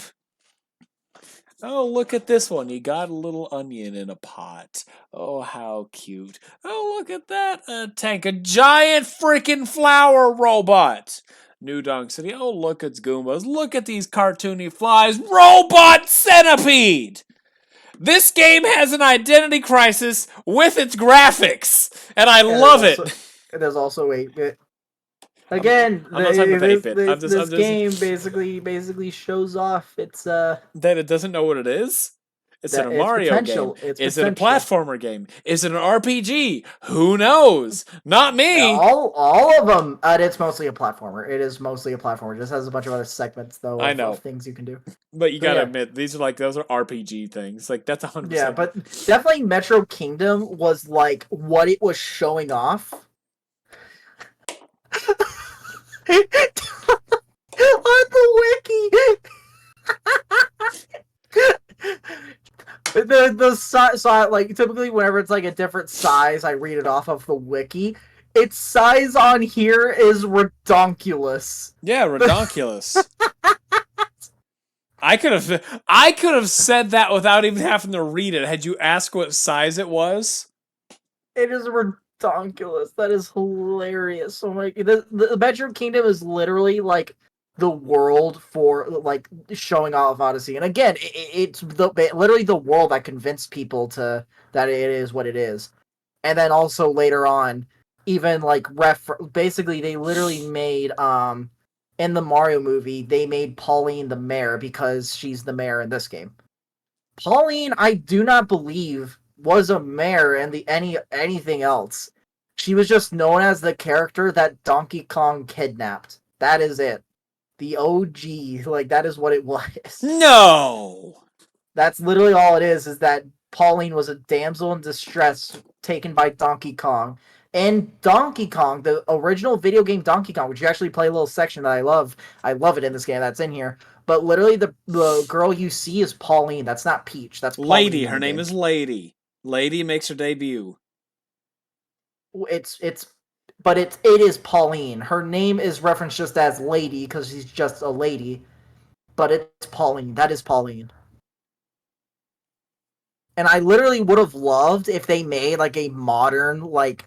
I mean, now I said this back when the Wii U didn't even exist, so I highly doubt they'll ever do it. But I would have loved if they made like a modern style Donkey Kong game, like where there's like 2D and 3D things. Oh, Super Donkey Kong No, Odyssey. no, no, no, no, no, no. Well, no, my meant is literally just like it's a Mario game, but it's like Mario versus Donkey Kong, and Donkey Kong's kidnaps Pauline. Oh, you gotta say it, but then it doesn't make sense anymore though because Donkey Kong and Mario are bros now, so it's like whatever. Well, that's movie lore. This is game No, no, lore. not even in movies, not even movies. Like they hang out in video games and stuff. But I guess also in those exact same games, Mario and Bowser team up, so I guess makes sense. But anyway. Well, then also, if you take the Donkey Kong games, they're chilling on their own island. They're chilling. They don't fight anyone or attack anyone. Anyway, I actually think there's a. All right, back to topic. Back to topic. But yeah, this Metro game, Kingdom. Metro Kingdom, awesome. Literally, so what's super cool about this is that wherever you get, I believe when you first get in the game, it's like it's dark, it's rainy. The Wiggler's trying to take over the night, dude. Like one thing I love, which again is where they're showing off what this game can do, is the lighting and the rain in this game. I will admit Like to that. it looks super cool. It's it's a thing with like an identity crisis of it looks amazing and super realistic inside of a Mario game. It looks so good. This game thought it was a Final Fantasy game and it failed. For a few seconds, it thought it was like a Metroid game or a Final Fantasy game. Yeah. But yeah, eventually you go and you platform across some of the platform across some of the world, some of the buildings. You not zip line, but like electricity in. You fight against these tank things, which again, like being one of the tanks and shooting other tanks in this like stormy area, once again just kind of shows off. And yeah, there's like a siege area that you go to when you take a taxi later. But yeah, eventually you go up to meet the Wiggler. I liked the fight against the Wiggler. I thought it was fun. It Oh, was yeah, definitely the different. centipede thing? Oh, he was neat. Yeah, he was neat. And the fact, like, what really shouted, like, RPG type game was, like, the teleporting around ability. Like, I Yeah. loved that. Like Why did I just see a Wiggler picture? Weird. as the expert Final Fantasy player between the two of us, this definitely did give a Final Fantasy like RPG kind of vibe. Like that's definitely something I could see as like the fourth or fifth boss in like a Final Fantasy game. The cave, Yeah, all of it. It was fun. I want to say that thing probably had my favorite enemy design in this game. it does look super cool, yeah. I like the little power, like the little energy spheres in it. Like I said, there's a whole bunch of stuff that this game did that reminds me of other games. So I'm sure they took some of the ideas from other ones. But seeing that one there really reminded me like I get like a Power Rangers vibe while looking at it too, along with Final Fantasy. I don't know why. Like I see it. I see what you're talking about. I was expecting that thing like I wanted because there's always three. There's Mario's rules of three. Always. Bosses are always three hits. I was honestly expecting it to be a two-phase fight. Like you fight it in the one form, and then it like combined into Oh, I like get a what you're saying. Yeah, I get what you're saying. I would have loved that, but New Donk City was still my favorite kingdom out of the entire game. Like honestly, if it was just New Donk City, that probably I would give this game a much higher rating than what I'm going to give it. I'm not saying I'm giving it a low rating, but I'm giving it a higher rating than I will give it if it was just New Donk City. Yeah. Because I thought it was New York. Up Yeah, until no, I yeah. played it, I thought Yeah, it was no, New no, no, York. yeah. I know exactly. Literally, a bunch of people in the beginning, whenever Odyssey, because literally it was like the manhole cover moved. Mario jumps out. He gets his cap, and he looks super realistic. And he's in New York, like a New York looking area. People literally thought it was Mario coming to the real world, and he was gonna platform like around New York and stuff.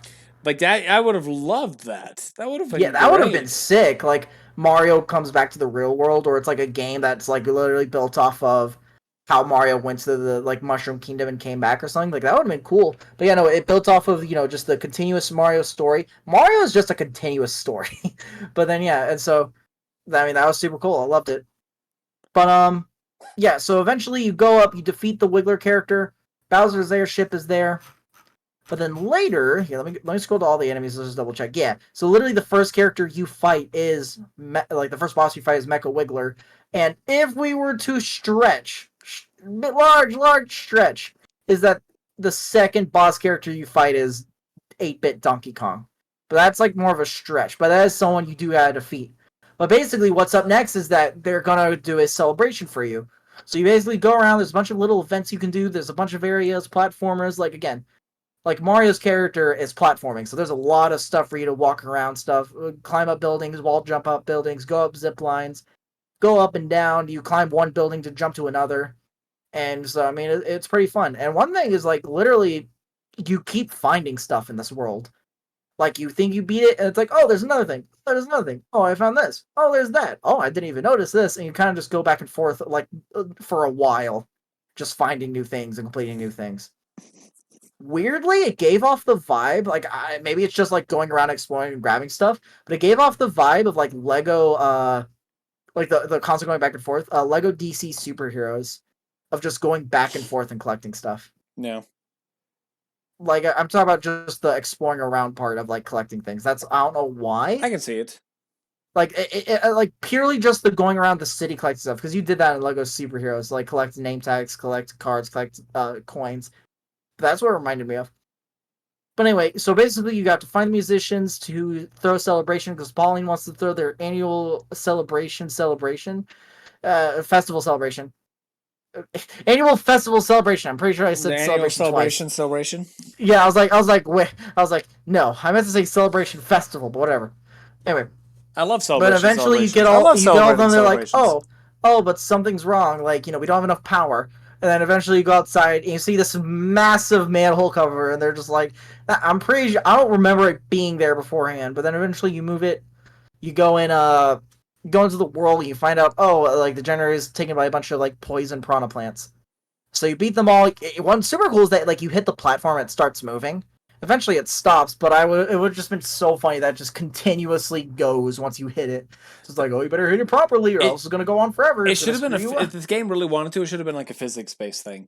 Because that's that, yeah, and you can't say they can't do that because physics-based things have been like in PS2 platformers where you stand on it. If you stand too far on it, it'll be like, Yeah, eh. I was just saying, yeah, that would have been cool though. Yeah, but then yeah, you basically hit these like green things, you go around, jump around, and then you eventually go fight these like two massive piranha plants they have to go defeat while they're shooting poison at you. They're like from both directions, so you have to just be careful and actually defeat them. They start the generator, which is just powered by so many power moons, and then you eventually go to the festival, which is literally the entire town gets Pauline posters and festival posters, and the entire area is covered by 8-bit, which I love. Like I know you love the 8-bit stuff, so this was like again like your world. Like there was That's the whole area became 8-bit. that's what I was saying. I like it. My favorite part of this whole thing, I like the world of it, but I loved the ending of it.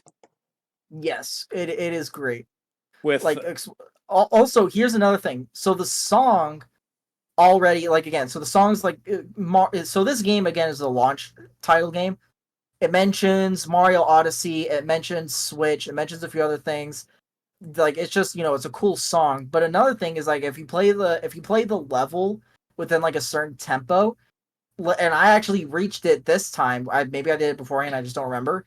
But whenever she says like let's do the switch or let's switch, is when you flip upside down when she says it. But that's if you play the level at like the proper speed. oh, Which is yeah, but it's cool. The song, love the song, jazz to let's it. do the Odyssey. Yeah, no, the song's great.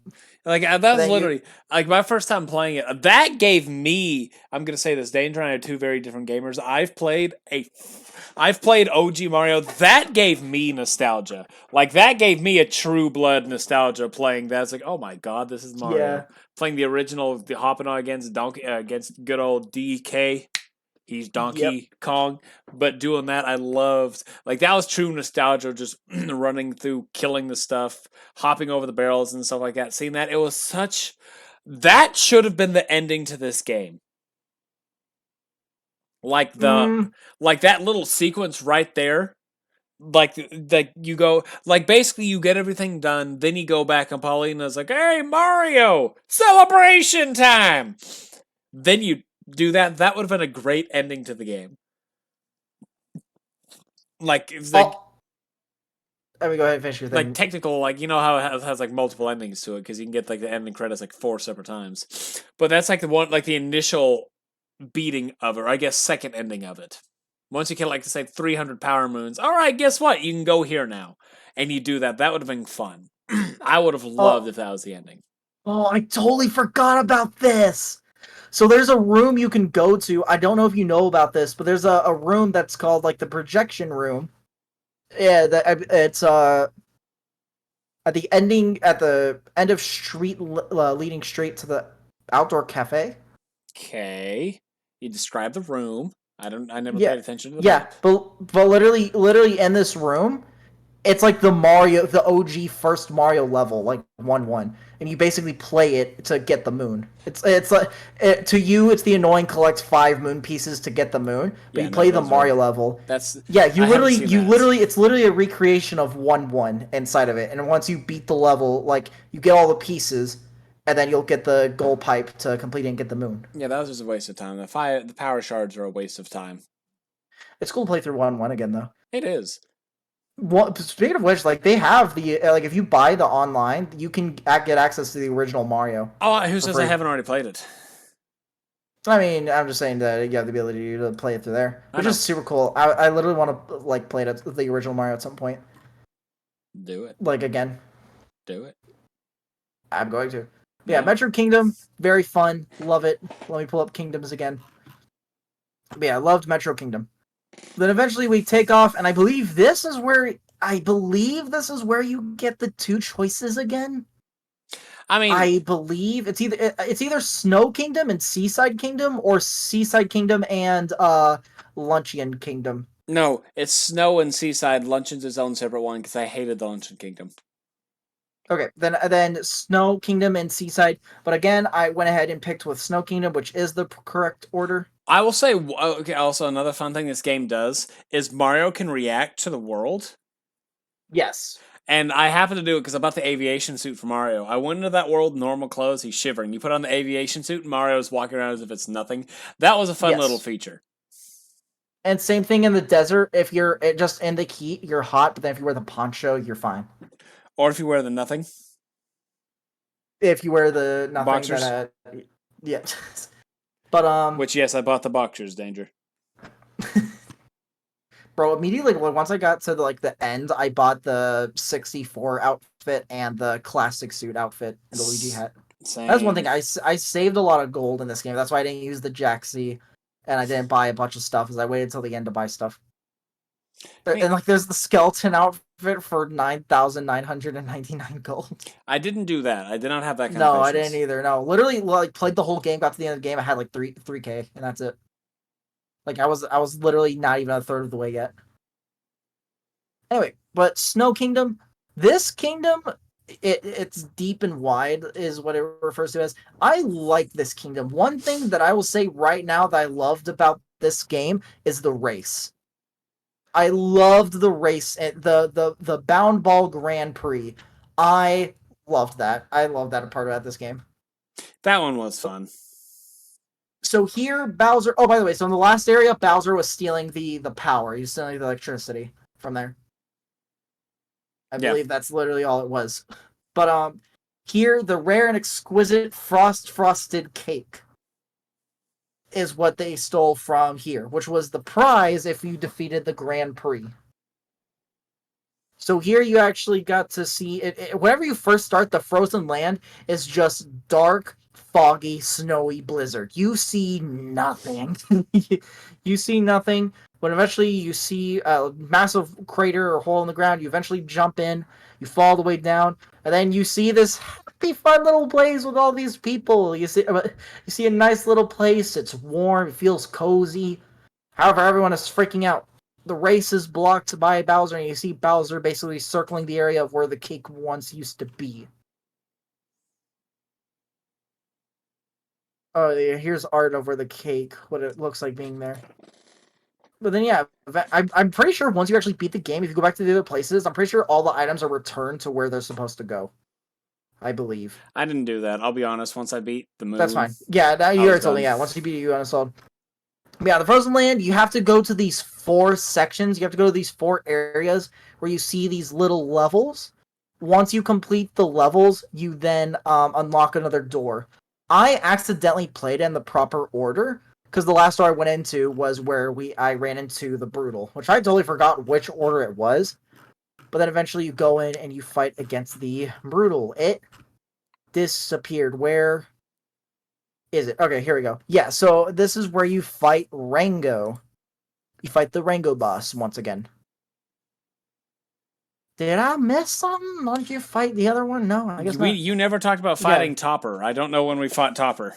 Yeah, I don't remember when we first fought Topper. Topper's the short little ball one that I'm just saying. Yeah, I know. No, I'm saying for viewers out there. I'm saying for our viewers. He's a little ball and he fights with hats. Yeah, because it wasn't Winwooded. It wasn't in Laws, was it? Wasn't in Metro, right? No, it wasn't Metro. So I guess you actually don't fight him until later. All right. No, we fight him. When? I mean, we fight him. I don't know where, but I know we fight him. Yeah. I can't remember where. Not Bowser. Is it Lunch? Is it Lunch Kingdom? It might be Lunch Kingdom. It wasn't Luncheon. No, that's our second time through. That's Spewart. That's when we fight Spewart again. What? I just checked. It's not Cascade. It's not Sand. It's not Lake. Hold on. Let me go to YouTube and look and turn off my. It's not Cloud. Golden it's not Hour Lost. cover. Do we fight him in Metro? Surely not. All right, continue on. Continue on. I'll find it for you. Okay, I think the other one might be the Water Kingdom. The Seaside might be Seaside. I'll find out. Like I said, continue on. Okay, anyway, let me go back. No, I don't want to buy Ritz crackers. We have a whole box of Ritz crackers in our... Topper, we fight him in Cap Kingdom. Oh, so we do fight him there. I was like, don't you fight a boss there? You said no. I didn't remember. Sure. You're the Mario dude. I don't remember. You told me no, and I believed you. I said I don't know. We fought him there, yeah. Is there anyone out there? Hayden gaslit me. I haven't even begun. Alright. Anyway, Snow Kingdom. We go ahead and fight him once again. I'm pretty sure literally all that happens is that he gets more hats. I think that's his only gimmick that changes. He just gets more hats. That's all their gimmick. They get more hats. You think it's nothing at first, but later on when you fight them, it does get harder later on in the game. Oh yeah, then here they all have little Christmas hats. It's adorable. Wow. Bro, I just need an image of all the Goombas and just the different hats. I need all of it. But yeah, eventually you beat these levels. Again, pretty easy, pretty small levels. Oh, and then also the special level is when you get the outfit, the locked door is the pixel level. Which, again, there you go. Another pixel level for you. I collected quite a few purple coins, and once you beat the boss, eventually you're able to go outside into the upper area, and it's no longer a blizzard. I'm getting an ad. It's showing shorts of them making Mario cakes. What? That is perfectly made. Anyway. All right, continue on. Yes. So basically, we go here. This world. I mean, it's literally already beaten. This world's pretty small. Not too much story behind it. Besides, they have the race. Loved the race. I did it I believe twice before I even ran into it just to practice. But yes, a nice little world. Not too much though. Now we go to what I actually believe is my favorite world. I think is the Seaside Kingdom. I love this world. The aesthetic of that one, I think, is what makes it go second place. The aesthetic looks great. I love the enemies that you can capture here. The little octopus guys. That boss fight. I love the boss fight. I love the boss here. I love that there's that little area where you climb up the hill to where they're shooting boulders down. You have to avoid them, but then it's even harder if you play as a Goomba. You have to be a stack of Goombas and not get hit once to get one of the moons. Mm-hmm. there's a paint. This is where they kind of show you. Oh, there's paintings here, where they like show it to your face. They're in all the other worlds, but this is the only time it like shows it to your face. Of hey, it's right down there. If you want to see it, once you get the moon. But this world, it's a wide world. It is pretty large. It looks nice. It's a bright, nice like beach day. But then eventually, whenever you beat the boss, I believe is when it's like the sun sets a little bit. I prefer when the sun's like out and bright and everything's glowing. I don't like the sunset one as much. But it has the nice water level, nice beaches, nice towers. It has structures. You can go down the underwater in like deeper areas. There's little cavern areas. There's also a pixel part, which I love the pixel part of that level. Did you play it? Probably. The pixel pipes there. There were 4 different pipes, and you had to go into each one to do something different. One gave you a ridiculous amount of coins. One was to like open like part of the level. One was to like make a platform, so if you enter through the other pipe, you can actually land on it. Another one was basically to just collect the secret moon. But then one you had to actually get the main moon. So there was 2 moons in that area, and 2 of them, one was to get coins, and one was to set it up so you can actually get the moon. So it was super cool. Love the pixel one in there. Boss fight was super cool. Flew around. It literally turned the entire level into the boss fight, to like the boss fight area. I think that's what I love about it so much. Is that everything, there wasn't a small area where you fought the boss. The entire map, basically, almost, is where you fought the boss. And I think that's what was super cool about it. Yeah, like I said, I like this one honestly just for the look of it, because I like that guy. People out there, I bitch a lot about a lot of things. I want to go to a beach. And it was between Snow Kingdom and this kingdom. But yeah, so you can go here right after leaving the Metro Kingdom, and here they were stealing the sparkling water. Yeah, which it's when all 4 of the water spouts hit together, it creates the sparkling water. the octopus. I felt really bad for the octopus. He was just enjoying his day, getting his drink. Not that. The way you beat The him way he is died. the way you beat him is horrific. Oh yeah, there's the nest of eels. Oh yeah, no yeah, literally Nest like of eels. What? The love nest for eels is what this area is called. Oh no. Okay, I thought you were talking about like a nest of eels. Like what? No, the fact that you fight him with his octopus little thing that squirts down or squirts backwards. And then I love those enemies, by the way. Those are fun. Oh yeah, but yeah, you basically you shoot him in the head until it gets in the cartoons. You hit a head, they get a thing. You hit him in the head until his head explodes. That's horrific. Yeah, like big, like what I told my brother is like big brain moment. Then his eye goes wide and it's just, I have a thought, and then or I have realized, and then he explodes. It is pretty bad, yeah. Well, it's because from all the water he drank, his body was no longer able to contain all the water he drank. He drank so much of it. His body was able to contain it, but since he wakened up, his body was no longer able to contain it. I mean, that's still horrific. You can't change the fact that was just horrific death. He exploded. Oh, it was. There's also like a volleyball section, which I also loved because one game you definitely heard of this game, Mario Sports Mix. I loved. Never heard of it. I don't give 2 hoots about Mario. No. But there's a Final Fantasy stuff in it. Okay. I cannot believe you have not heard of it. There's literally so many Final Fantasy things in it. There's like 6 Final Fantasy characters, and literally the secret of the game is Final Fantasy stuff. Maybe I have. Like more Mario Final Sports Fantasy Mix? Stuff. Mario Sports Mix. You play basketball, hockey, volleyball, and dodgeball. That is a game that, I mean, well, probably never going to cover it on here. There's not really any, there's like pretty much no story to it, besides like a miniature story. But dude, we never knew about the Final Fantasy stuff. So when we first saw it, it was because again, like at this time, we weren't on the internet. We just had games and played games. But, yeah, this is back in the time span of I still didn't like Mario. Okay, but yeah, literally like finding the crossover characters, we're like, whoa, like that's super cool. And then eventually we got like I'm pretty much spoiling the game, but I don't think we'll ever talk about it. Eventually, you run into like more Final Fantasy stuff. I saw a picture of the behemoth. Yeah, man, dude. Seeing the behemoth, there's like big, happy Mario game, then eventually running into the behemoth. Like, me and my brother freaked out. We did not know what was going on. We never touched a Final Fantasy game in our lives, dude. It scared the shit out of So us. yeah, after Lakeside Kingdom is Luncheon Kingdom. Dude, I hated that kingdom. I thought it was fine. I do see where you get annoyed by it though.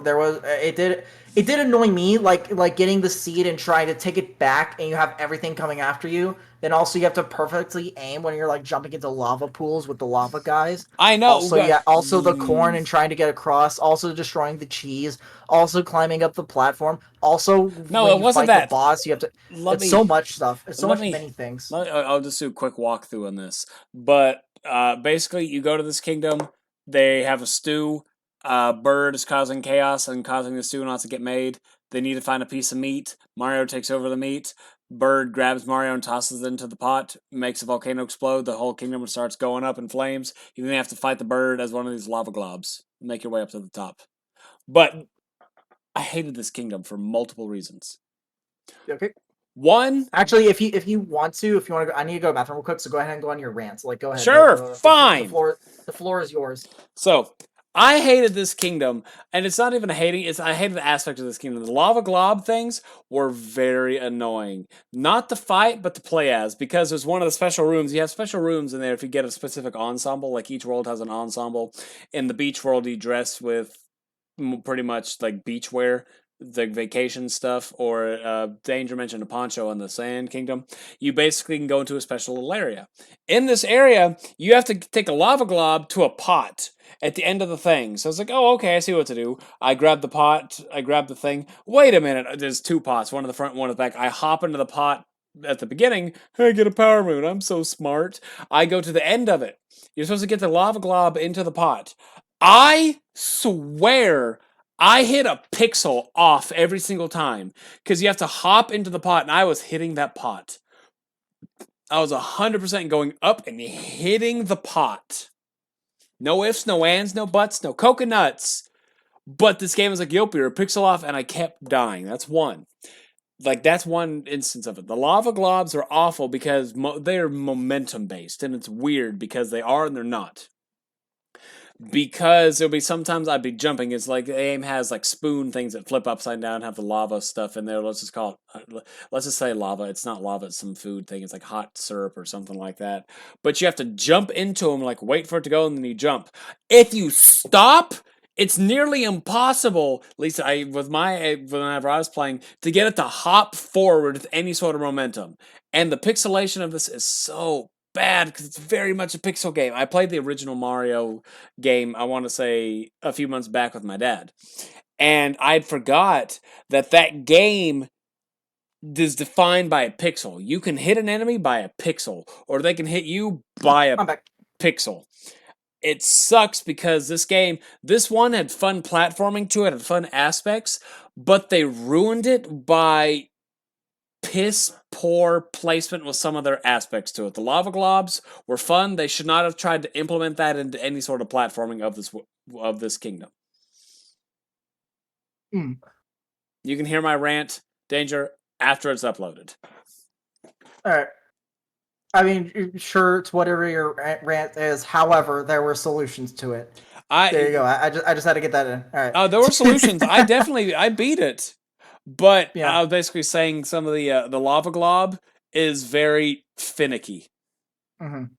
Because there was a special room you had to go into the pot, and I was hitting the pot, but I must have been like hitting like a freaking pixel of the side that made it not click, and I died. I want to say 6 or 7 times because I kept hitting the freaking pixel of the pot. I'm not kidding. It infuriated me. The next one, I'm pretty sure, weren't we in call when you ran into this? I'm pretty sure we were in call when you ran into Bowser having the dragon. Yeah, God, we Because were. I remember you just scream, "What is this?" Like you just started like losing it on the game. Like you already thought the game was crazy, and then you saw this. But yeah, literally. So what happens is you're flying by, and then eventually rumble of the ship cuts into a cutscene. You go outside and you see Bowser on a dragon, wearing a crown. Another instance of this game having an identity crisis. However, this again was just supposed to show off what it can do. I this don't world care. Looked sick. This world looked really sick. The Forbidden Kingdom is what the Deep Kingdom should have been. Ruined Kingdom. Ruined Kingdom, not Forbidden. Yeah, Ruined Kingdom and Crumbledon is what it's called. It's just a crumbling castle. I want to see more of this. I like the idea of Mario Odyssey adding in different unique worlds, New Donk City, the Ruined Kingdom, and stuff like this, because it opens up a whole lot of possibility. Like this Ruined Kingdom, I would love. If they made a Mario game that had more to do with the Ruined Kingdom, I would play it. But yeah, the game is great in many ways, and I do wish they had more stuff. But also, you have to realize how much stuff. If you take everything this game has, there's a lot. There's a lot in this game. I know there but is. as you go through this game, like as you go through this level, it's just a destroyed castle. There's crows. If you look through, I mean, you may not notice it. I mean, you probably notice it if you've done it first. Basically, it kind of tells you how to defeat the boss. There's a bunch of these gold things, and as you like, they basically do nothing. Only like half of them give you coins, but kind of lets you see how to pull them out of the ground. If you end with the thing, you basically pull them out of the ground, and there's a bunch of them. And later, when you fight the boss, the crown. Fun fact, by the way, the crown is mind controlling the dragon. It's a Shogun helmet, like in from Bowser's Kingdom. And later, when you can actually go back and talk to the dragon, and he explains that like he took control of him. I mean, I never did, but I knew he always said, "I'm tired." Yeah, but the build, like it's destroyed. There's a bunch of claw marks and stuff. Looks like a bunch of things are burned and ruined. Then you eventually fight him. Once again, it doesn't even feel like you're playing a Mario game. However, if you were just to take of like how the actual fight went, you're like, okay, I can see this being a Mario game though, of how it went. But yeah, and there's these little Burbo guys, these little spike versions of them, basically like these demonic looking ones. And then yeah, there's other things. This world has 10 moons. Once again, it just relies on you beating the boss and then completing the game to actually be able to get the ability to get all these moons. But yeah, it's a fun world, very small, very quick world. In fact, I think it's literally just maybe next to the Cloud Kingdom as the quickest world. Because the Cloud Kingdom, you take like a few steps forward and then bam, you're fighting the boss. But yeah, literally one of the second quickest world, I believe. Next, you actually get to leave and go to Bowser's Kingdom, which is where you get to see where there's actually all the samurai, shogun stuff, and it's really cool. I love the look and theme and music of Bowser's Kingdom. It also is where we're introduced to one of my favorite characters in this game, the little bird, little Pokios. Love these guys. And then also a new variant of the Thwomp, the Stairface Ogres. Goomba in a new hat, obviously. And here we fight. So technically speaking, you're fighting all of the for the boss fight. You're fighting all of the Broodals. But at first, you only fight 2. So this world has 3 boss fights. Funny enough, in Bowser's Kingdom, you don't fight Bowser. Nah, Bowser's off doing Bowser stuff. Yep, he immediately takes off. He's like, "Oh, we're off to the moon. See you to the moon." But in this world, there's a bunch of up platforming with the Pokios. Like half this level, you're playing as a Pokio, maybe more. Actually, yeah, definitely more because also during the boss fight, the final one, you use Pokios. You fight against Topper once again. You fight against Harriet once again, and then eventually they join together to form the ultimate Gundam, Robo Brood. I was calling it the Godzilla bot because that thing had thighs that reminded me of Godzilla. I see it. I see what you're talking about. Well, I was in Discord call with some of our buddies, and I was talking about, I'm fighting Godzilla as a freaking...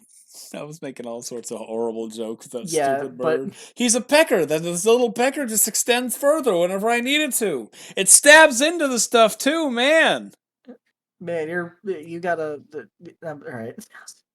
I was being honest with the bird that extends his beak, stabbing into his thigh. That's a So large pecker. yeah, it's a very large pecker. And Anyway, rumor says if you shake the things that go in your hand, it becomes an even bigger pecker. anyway, the with the Smek, we have like so in front of the brutal ship is the face of Madame Brood. And so we have like once again we have their face on top of this thing. It's like a box. It's very much just a box with legs as a mechanism in it. The Broods control and they see their face out of it. Very weird way to control it, but whatever. They got their own thing going. They have their own little introduction. It's like you saw us blow up 2 seconds ago, but guess what? We're back. And Yep, then no you fight sense. against this. I enjoyed this boss fight. It was super cool and fun. Oh yeah, I like like the like in comparison to all the boss fights in the game, this boss fight was definitely like unique and fun. It was different. It was. This game, I will say, had a good expansion of bosses that That yeah, I was it never felt like old Mario games where I'm taking on the same boss over and over. It yeah felt like, I mean, aside for the brutal, so you take on over and over and over, but at least added enough to it. Like I said, I'm ADHD. I was, I wasn't getting bored of the worlds easy, but at the same time, I was starting to get bored of some of them right as the boss came in. So that it introduced, I'll talk about this more, but I do like the bosses. I'll talk about this later. yeah. Okay, we could come back on stuff once we get to the end. But yeah, love this world again. Like the worlds, you kind of just fly by these. There's not too much story to them, especially in this one, where it's Bowser's Kingdom. Where literally the only thing is like you're just going to like yeah. I mean yeah, we talked about you talked about the Luncheon Kingdom. Here they were stealing. Bowser was stealing the stew. You had to help the people to one try to save the stew from the bird, and then two keep the volcano from killing everyone. And that was basically it. And then next, we finally collect enough moons to power up the Odyssey. Its sail becomes full. It becomes a massive balloon, and it turns gold. And finally, we can fly up to the moon. Which the moon I love. One of my favorite. I mean, I've said it quite a few times. Not sure how many times I've said it on here. Probably not, almost not at all here. But I love Mario Galaxy. I love Mario Galaxy and Moon Kingdom in like many ways represented Mario Galaxy. Literally the purple coins you collect, those are star bits. The octopus, there is one octopus enemy I believe you meet twice in Galaxy, and that's what those reminded me of. I remember that it reminded even and in the game those like large octopus characters remind me of one of the bosses in Galaxy.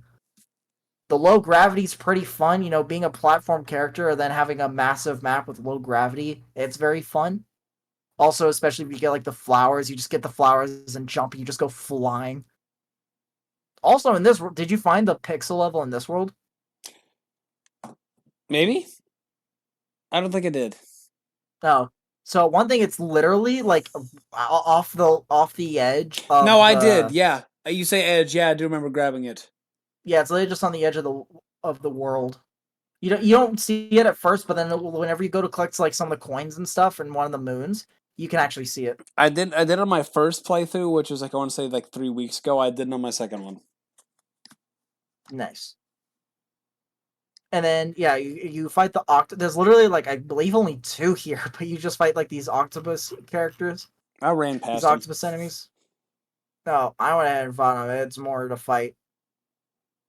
But yeah, eventually, then you go inside. You go inside the like fiery area. Like again, there's not really much to do outside, but then you go inside of the massive like empty tomb, and you just go down. Like you go in and they go down. You just keep falling, and then eventually you teleport down. You go downwards, and then you're in this massive fiery abyss area. There's parabones. There's these like you have to fight a bunch of them. There's who was the other enemy that was there? There was another enemy, and towards the beginning, it was the parabones. What was it? You had the runner dude. No. But I'm talking about in the beginning. Was it just the Sherms, the tank The tanks, things? yeah. That's what the other ones were. Yeah, those were near the beginning. You kind of went back and forth between collecting stuff and moving around with parabones, and then shooting stuff with Sherms. You went on for a little bit. Then eventually, I believe you ran into Hammer Bros. After you went to Hammer Bros for a bit, then you go to the Charging Chucks, which I believe like Charging Chucks are fun to play with. Like I Is love that the what they're section called? with those Charging Chucks. Yes. Okay. I called them The Charging Chunk. footballers. Yeah, I mean that's basically what they're based off of. I loved playing with those in Mario 3D World. There was a lot more stuff you could do with them in there. But yeah, it was fun to play with them. Eventually, you get to the sections where it's just a long, like just pathway, this long bridge, and there's just a stone wall. And you're just going forward, like, huh? There's a stone wall. I feel like someone's gonna come out of there, and then a massive bonsai bill comes through, and it's just so amazing. It's just, hey, what's up? It's me. And it has the hat on to indicate you can knock it off and capture it. And then also, if you capture the bonsai bill, I'm like 90% sure it's just like an evil theme of the star theme. Because you're invincible when you're the bonsai bill. Like anything that tries to run into you, you just destroy it immediately. Any walls, any characters, anything, unless it's like a literal undestroyable structure, you just ran through it. And so I'm pretty sure it was like an evil version of the star. But yeah, that was fun. And then eventually, when you get towards the end, you for the final time in the main story anyway, you meet Madame Brood. And Madame Brood was basically Did you just say for the first time in the main story you meet Madame Brood? Did I say first time, final time? Did I say first time? Yes. Final time. Final time, and bro, dude, I am just talking and talking and talking. I'm trying to get this through. I don't want us to be here for 2 hours. We're already at 2 hours. We're at 2 hours now. 2 hours and 6 minutes. Anyway, whatever. That's why I was trying to rush on through. We're pretty much almost done. Do you want me to rush through and finish it? Yeah, you run into Madame Brood for the final time in the main part of the game, and the difficult part of this is that the Chain Chomp has more hats. That's all it is, just more hats. Yeah, I know. It's like, oh god, the hats. The hats! To be fair, though, like, you trying to get it and dash it, you either have to risk it to get the hats off faster, or you have to play the long game. So, I mean, it is harder. But, you know, not by much. Not by much. So, yeah, you do that, and then you fight her, you go outside. Eventually you go back up, you finally go back up, well, actually, so the part where you fall in, you go through moon stuff, then you go up, then Bowser forces you back, or no, you go up, and then you finally get to the church area, finally get to the building, ceremony, you go in, you see characters from all around the world you've been to, you see all of them freaking out, Pauline's like, great, you're here, you can save us now, you go in, Bowser's just trying to give the ring that is literally way too. I don't know what he expects, like for her to wear like a hula hoop, just carry it around all the time as a hula hoop. I know. I made that joke and I was like, "That's literally like 3 peaches big." Yeah, like it literally, not even. That's like peach times 20. Like it's massive. I say 3 peach. I say 3 peach big. For maybe like a belt, maybe, and even then. But anyway. So eventually, like, Bowser just like knocks it down, like he stomps on the floor, you fall down into where the final time that you fight Bowser. And I actually died one time during this. The final time you fight Bowser during the initial story, yes. Because like during the initial you can fight him one more time after. Yeah, I have to phrase initial story because there's more stuff afterwards. But yeah, fight against Bowser, and the fight, like, he actually has more stuff. Like, he has some of the structures that he throws at you that are indestructible. He has way more hats, so I mean, and the fire and stuff. And more hats! Spinning. God! More hats. Can't have enough hats. I can't wait for Mario Odyssey. I enjoy the Bowser fight in this. Oh, the Bowser fights are definitely fun. Again, it reminds me of Galaxy. Like, you have to play Galaxy to understand what I'm kind of talking about.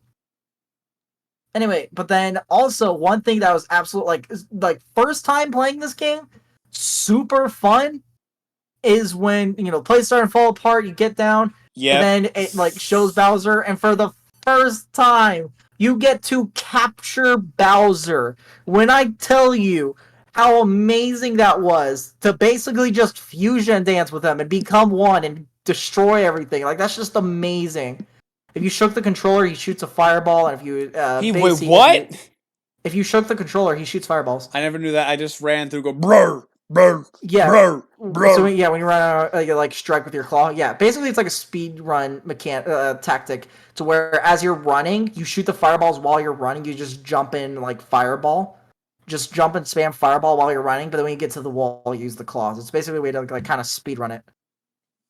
But yeah, so I mean it's super fun. The more you You know. go through, eventually get near the end, dude. Like the song. Like I'm telling you, like with that final area, the song fighting, hyping it up, like bro, I'm telling you, that was like an amazing ending to the game. Could have been better, sure. Was it still fun and fire? Absolutely. I loved the ending to the game. And also in the and then finally you end in the game, you get to the initial part of the game. You finally got out of there. You're like, all right, let's go. Mario and Peach have their moments. The siblings reunite, and then as Mario and Peach are about to have their moment, Bowser interrupts. They both try to give her flowers. And by the way, she doesn't leave them. By the way, she doesn't leave. She's getting ready to leave and tells them like, "Hey, let's go." But No, if you watch it, she she was doesn't leave them. she was literally leaving. She Mario had to waves to jump them and calls off they. of Bowser in order to get onto the Odyssey. But she wasn't. She was telling them, "Hey, let's go." Like she waited for them. She didn't take off. No, she Even my didn't. brother described it's like starting the car. It's the moon. They could jump up that high. He had It's to the jump off moon. of Bowser to get that No. high. Mario jumped Bowser to get him away. Bowser tried to stop Mario. He jumped off of him to keep him back.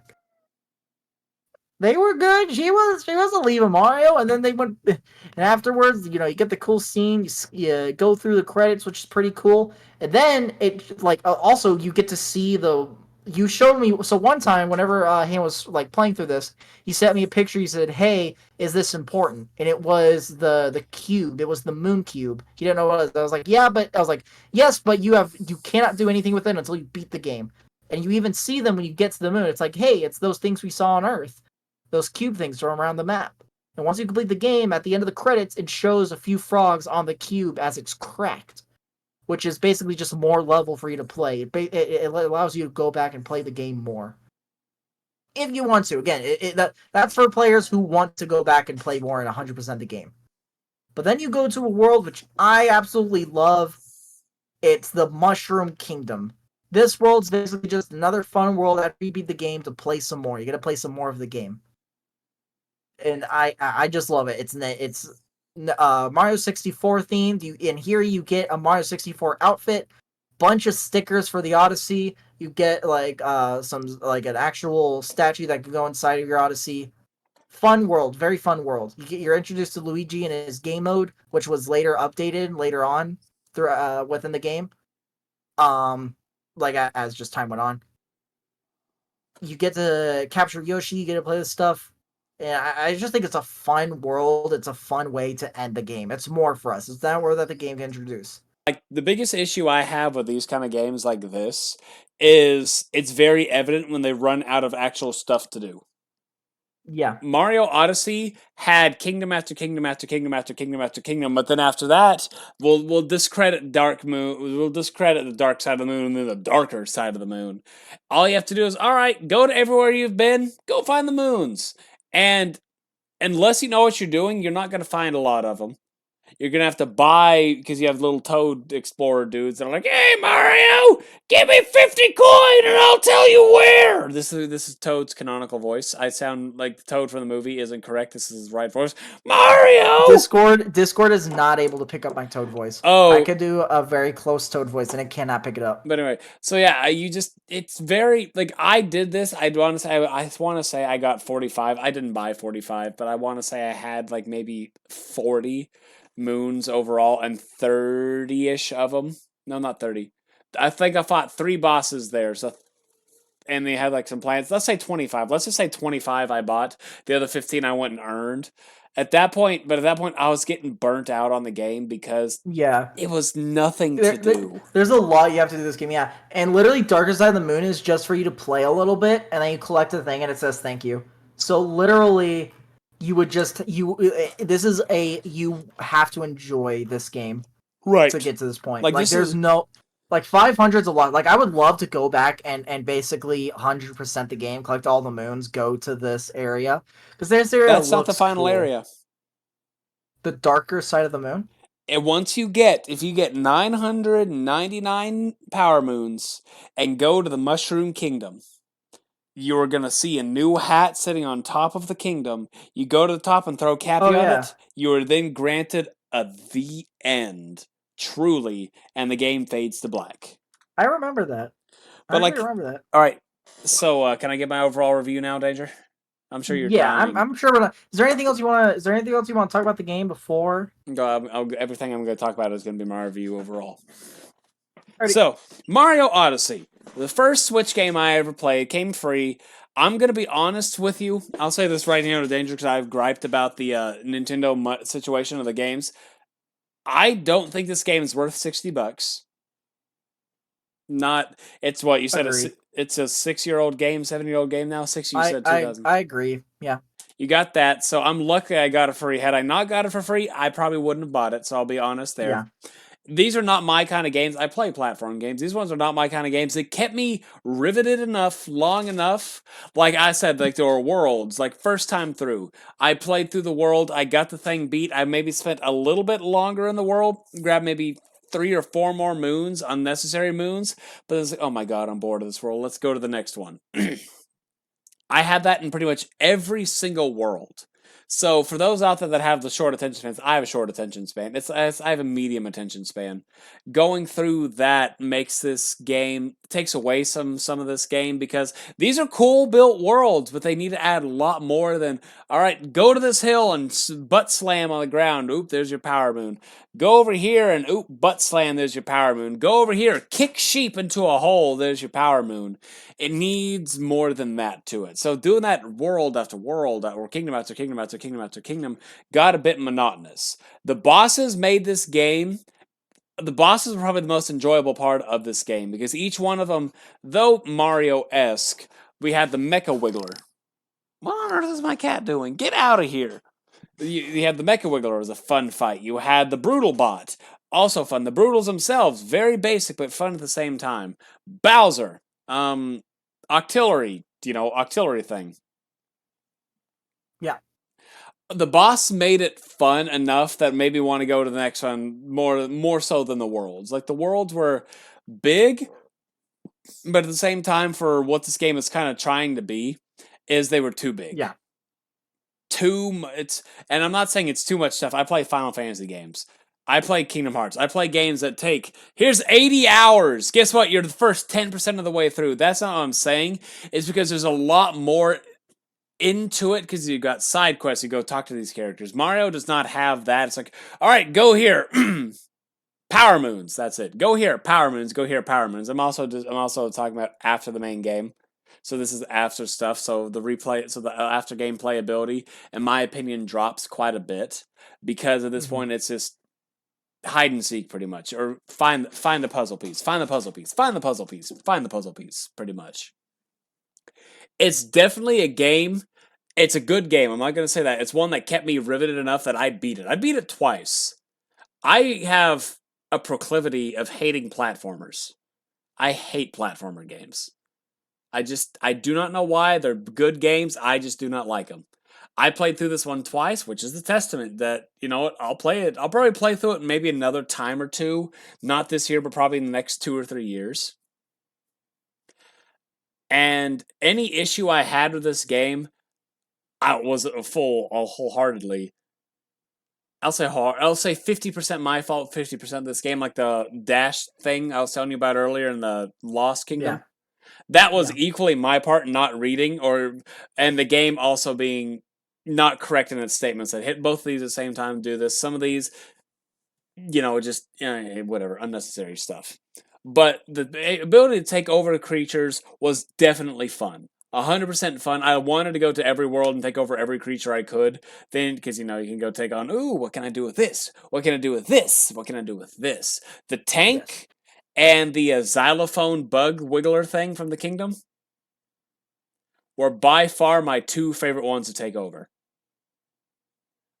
The multicolor wiggler, whatever it's called. I don't know what it's called. Yes. You know the one I'm talking about? Yes, I will find it real quick, but the multicolored. I love that. I don't know. I think it's because you stretch them out, it becomes a xylophone. Very peaceful. Yeah, very yeah, fun. no, yeah, it has music and stuff. That one was fun. Tropical Wiggler. Tropical Wiggler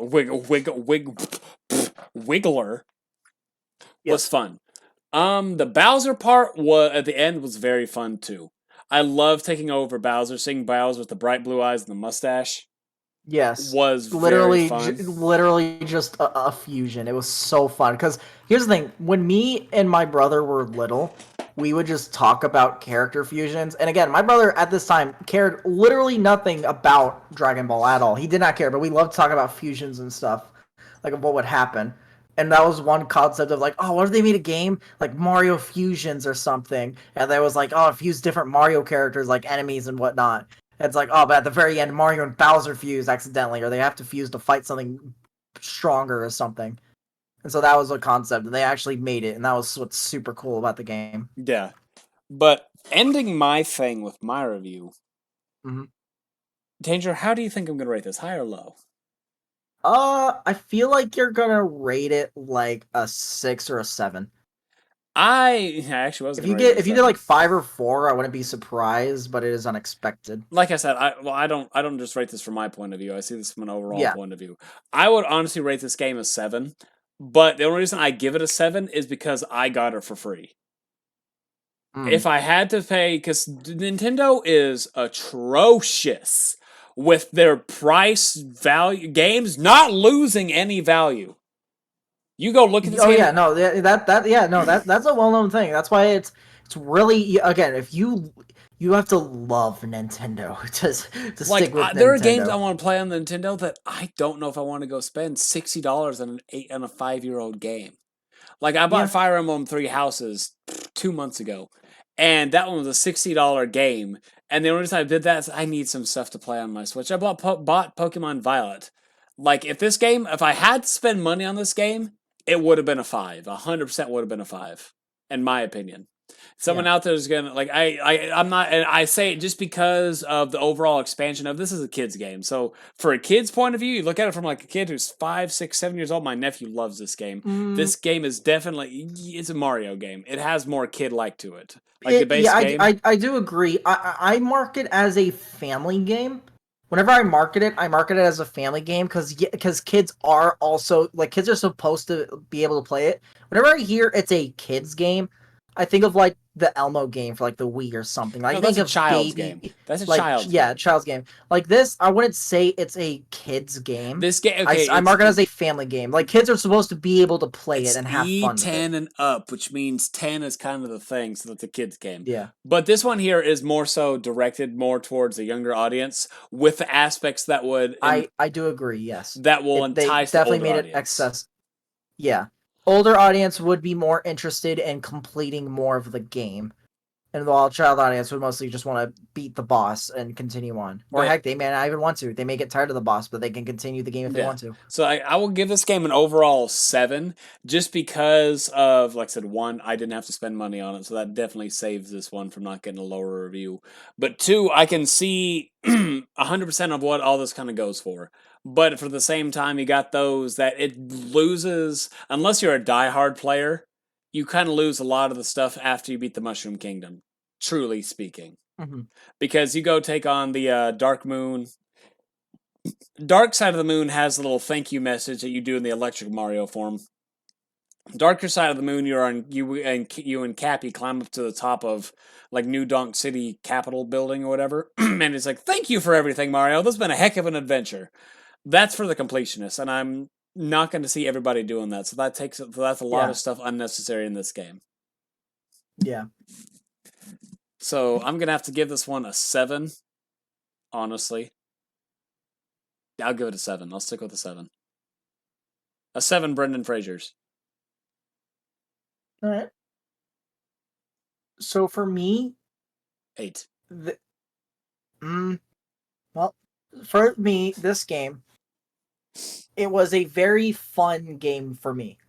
I, One thing is taking my Mario hat off. I am putting my Mario hat aside.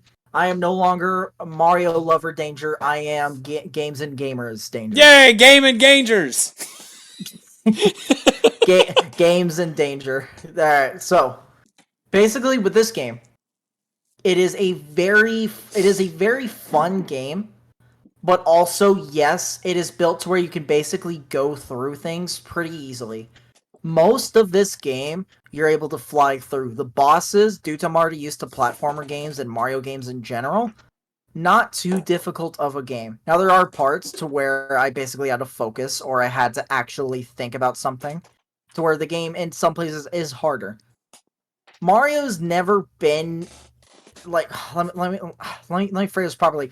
Mario's never been known for having games that are insanely difficult. And I'm not talking like take Mario Kart out of the picture because there's people who literally play Mario Kart competitively with other competitive players. I'm talking about Mario as a base game has never been known for being an incredibly hard game. So whenever I look at this game, it is very similar to other Mario games. Now, one thing I love is that this was, in fact, a launch title for the Switch, and it introduced us to many of the things that the Switch can do, the graphics it has, like how well the game potential of games can be. And Mario and like the Nintendo's had a bunch of amazing games for the Switch. Sure, like I said, for it to be good on Nintendo, it has to be a Nintendo game. Anything outside it is not too good. But Nintendo has amazing Nintendo titles. And Mario Odyssey is basically showing us all the potential we could have for later games with all the controls, all the looks, all the characters. Also, another thing about this Mario game is it is much different and had many concepts. It was more original if you compared it to other Mario games. It was a step forward. So by the looks of the game, the characters of the game, the graphics, the how you played the game, it was very fun for me. However, I do agree that I do not think this is a $60 game. However, this was also a launch title. And here's the thing, you have to take pricing out of the way because it's Nintendo. Nintendo's known for their games being like $60. Very rarely does the price go down.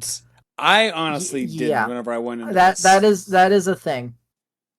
But yeah, it's like literally the new Legend of Zelda is $70. However, so many people have turned around and said it's worth it. And that's very rare for people to say it's worth $60 for Nintendo. So, like, people saying it's worth $60 is uncommon. So them saying it's worth 70, it makes me want to play the game even more. But back to Mario, I think it's fun. I loved it. I had fun with it. Every time I've played it, I've had fun with it. I could keep, if I wanted to keep playing, I can. I have the ability to. There's so much in the game that I can go back to. So much I can go play. This game is fun, but yes, it is. Am I gonna look at this game and say it is the best Mario game? Can't really agree with that because I love, like, again, Galaxy. Like Galaxy, I RPG, have more. Mario RPG, top Mario game. Have not played that game. But there you go. There's another thing. You enjoyed that game, and that game was also highly rated. Literally, people would not shut up about Geno being in Smash. He was never announced, never coming. I don't know why he was into a single title. People would not shut up about Geno being in Smash. Anyone listening who wanted Geno in Smash, I don't care. I laughed and was happy when he wasn't announced. I don't know who Geno is. Geno's literally only happened in Mario RPG. That's the only game he was ever in. I haven't played Mario RPG. Okay. Anyway. I thought you would have, but anyway. Mario Odyssey. Mario Odyssey, putting the hat on, I say it's like a 9. I say it's like a 9 with the Mario hat on. But taking it off, I gotta say it's a 7. Taking the hat off. $90! What's 90? Mario RPG! Hmm. And 150 from DK Oldies. Yeah. No. Oh, there's Geno. I see him. Oh, it's Pinocchio. Geno, okay, I know him. Basically. I mean, no, but yeah. Anyway, people wanted him as a character. I thought it was dumb. Anyway. In Smash. But anyway, yeah, so very rarely do we come to an agreement. I actually rate Mario Odyssey as a game, as an all game, outside perspective of a Mario character, outside of a Nintendo lover, outside of a person who enjoys this game oh so much. Looking at this from a gamer's perspective, I give it a 7. But I put my Mario hat on. All right, Mario lover, Mr. Played Mario since he was a kid. Mr. Plays Nintendo to this day. Mr. Literally dating someone whose gamer profile is a Nintendo character. I say that Mario Odyssey is a 9 to 10, but taking it off, it's a 7, maybe 8. Maybe 8.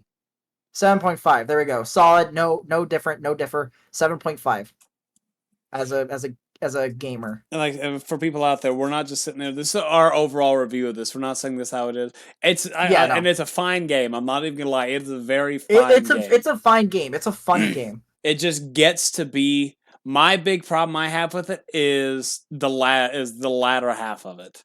I despise games, and this even goes for Final Fantasy games. There's like very few Final Fantasy games I do like try to 100%. I do not platinum games very often because when it gets to a certain point, there's not a lot to do.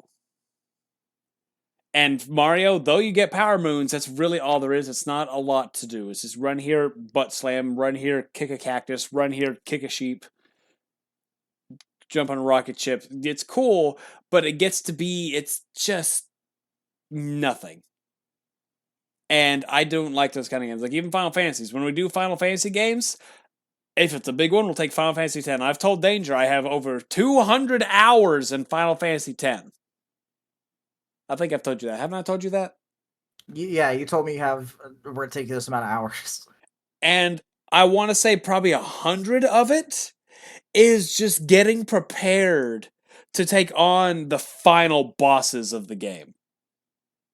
Which is the reason I haven't done it, is I lost interest whenever I hit the 200-hour mark. I said, oh my god, I'm at 200 hours, and I still don't have all that I need. I have everything set up technically right for how I'm going to use it, but like it's just a waste of time at this point. Same with Mario Odyssey. You can go do this stuff, sure, but once you beat Dark Side of the Moon, the only thing you're left with is a black screen that says the end if you go 100%. And that's what the issue with these kind of games are, is you don't feel justified if you put in all that effort. And that's why I have an issue with some of these games that have after game stuff, because you don't feel justified. You don't feel the same satisfaction. Mm-hmm. But it's a good game. Don't get me wrong. It's a fun game. I liked it. I don't care for platformers, but I like this one enough that it's not immediately going to go on my shelf, never get touched again. Yeah. It's not Spider-Man. I'll say that. But yeah, and the thing is like from a gamer's perspective, yeah, like you have to realize, like you're comparing it to many other games that are out there. There's so many games that are better that are better than this. And one thing is that it was actually, so this was like a thing from the Wikipedia, is that it says it's like it's has a bunch of stuff, a bunch of originality, and improved on a bunch of concepts for Mario games, and has been cited as one of the greatest video games ever made. One of the greatest? Sure, it definitely is one of like the most fun games of Mario games. But is it like top 100? I cannot say it is. No, I cannot say it is a top 100 game of like all games. I wouldn't put it at that. That's gonna be a thing one day. Games and Gamers, our 1000th episode, our top 100 games that have been on Games and Gamers out of 999. What is our number one game? Oh God. And like 10 years from now. Oh no, I'm even thinking right now, and I had like 5 games pop in my head that I could see as number one. As the number one game of all time. That'll be a thing someday. No, someday. like my number one game, and I'm sitting here like I've literally, I'll tell you after, literally you say that in 5 like flashed into my head immediately. Yeah. So Mario Odyssey, yeah, 7. Me 7.5, Hayden 7, and yeah, honestly, I definitely thought that you were gonna give it like a 7, like because again, like you don't really play platformer games, but I mean it's an enjoyable game. It's a fun game. Oh yeah, definitely. You can choose how you want to play it. If you either want to go quick and continue through the game quickly, or if you want to explore and see other stuff. There's quite a lot of stuff around the game. So I mean, yeah. It's a fun game. And like I said, definitely it is a fun game. It's just if I had to pay it, it would have been lower. The fact that I got it for free is the only thing that gave it a high. It made it not fail. That is one thing that really does suck, is when you talk about Nintendo games, you have to ignore the price of the game, because the problem is Nintendo never they never drop their prices. Well, here's the issue that gets to some of it is we're now getting to the point of some emulators can emulate this stuff. Yeah. So why spend that kind of money when you can go play it for free on a computer?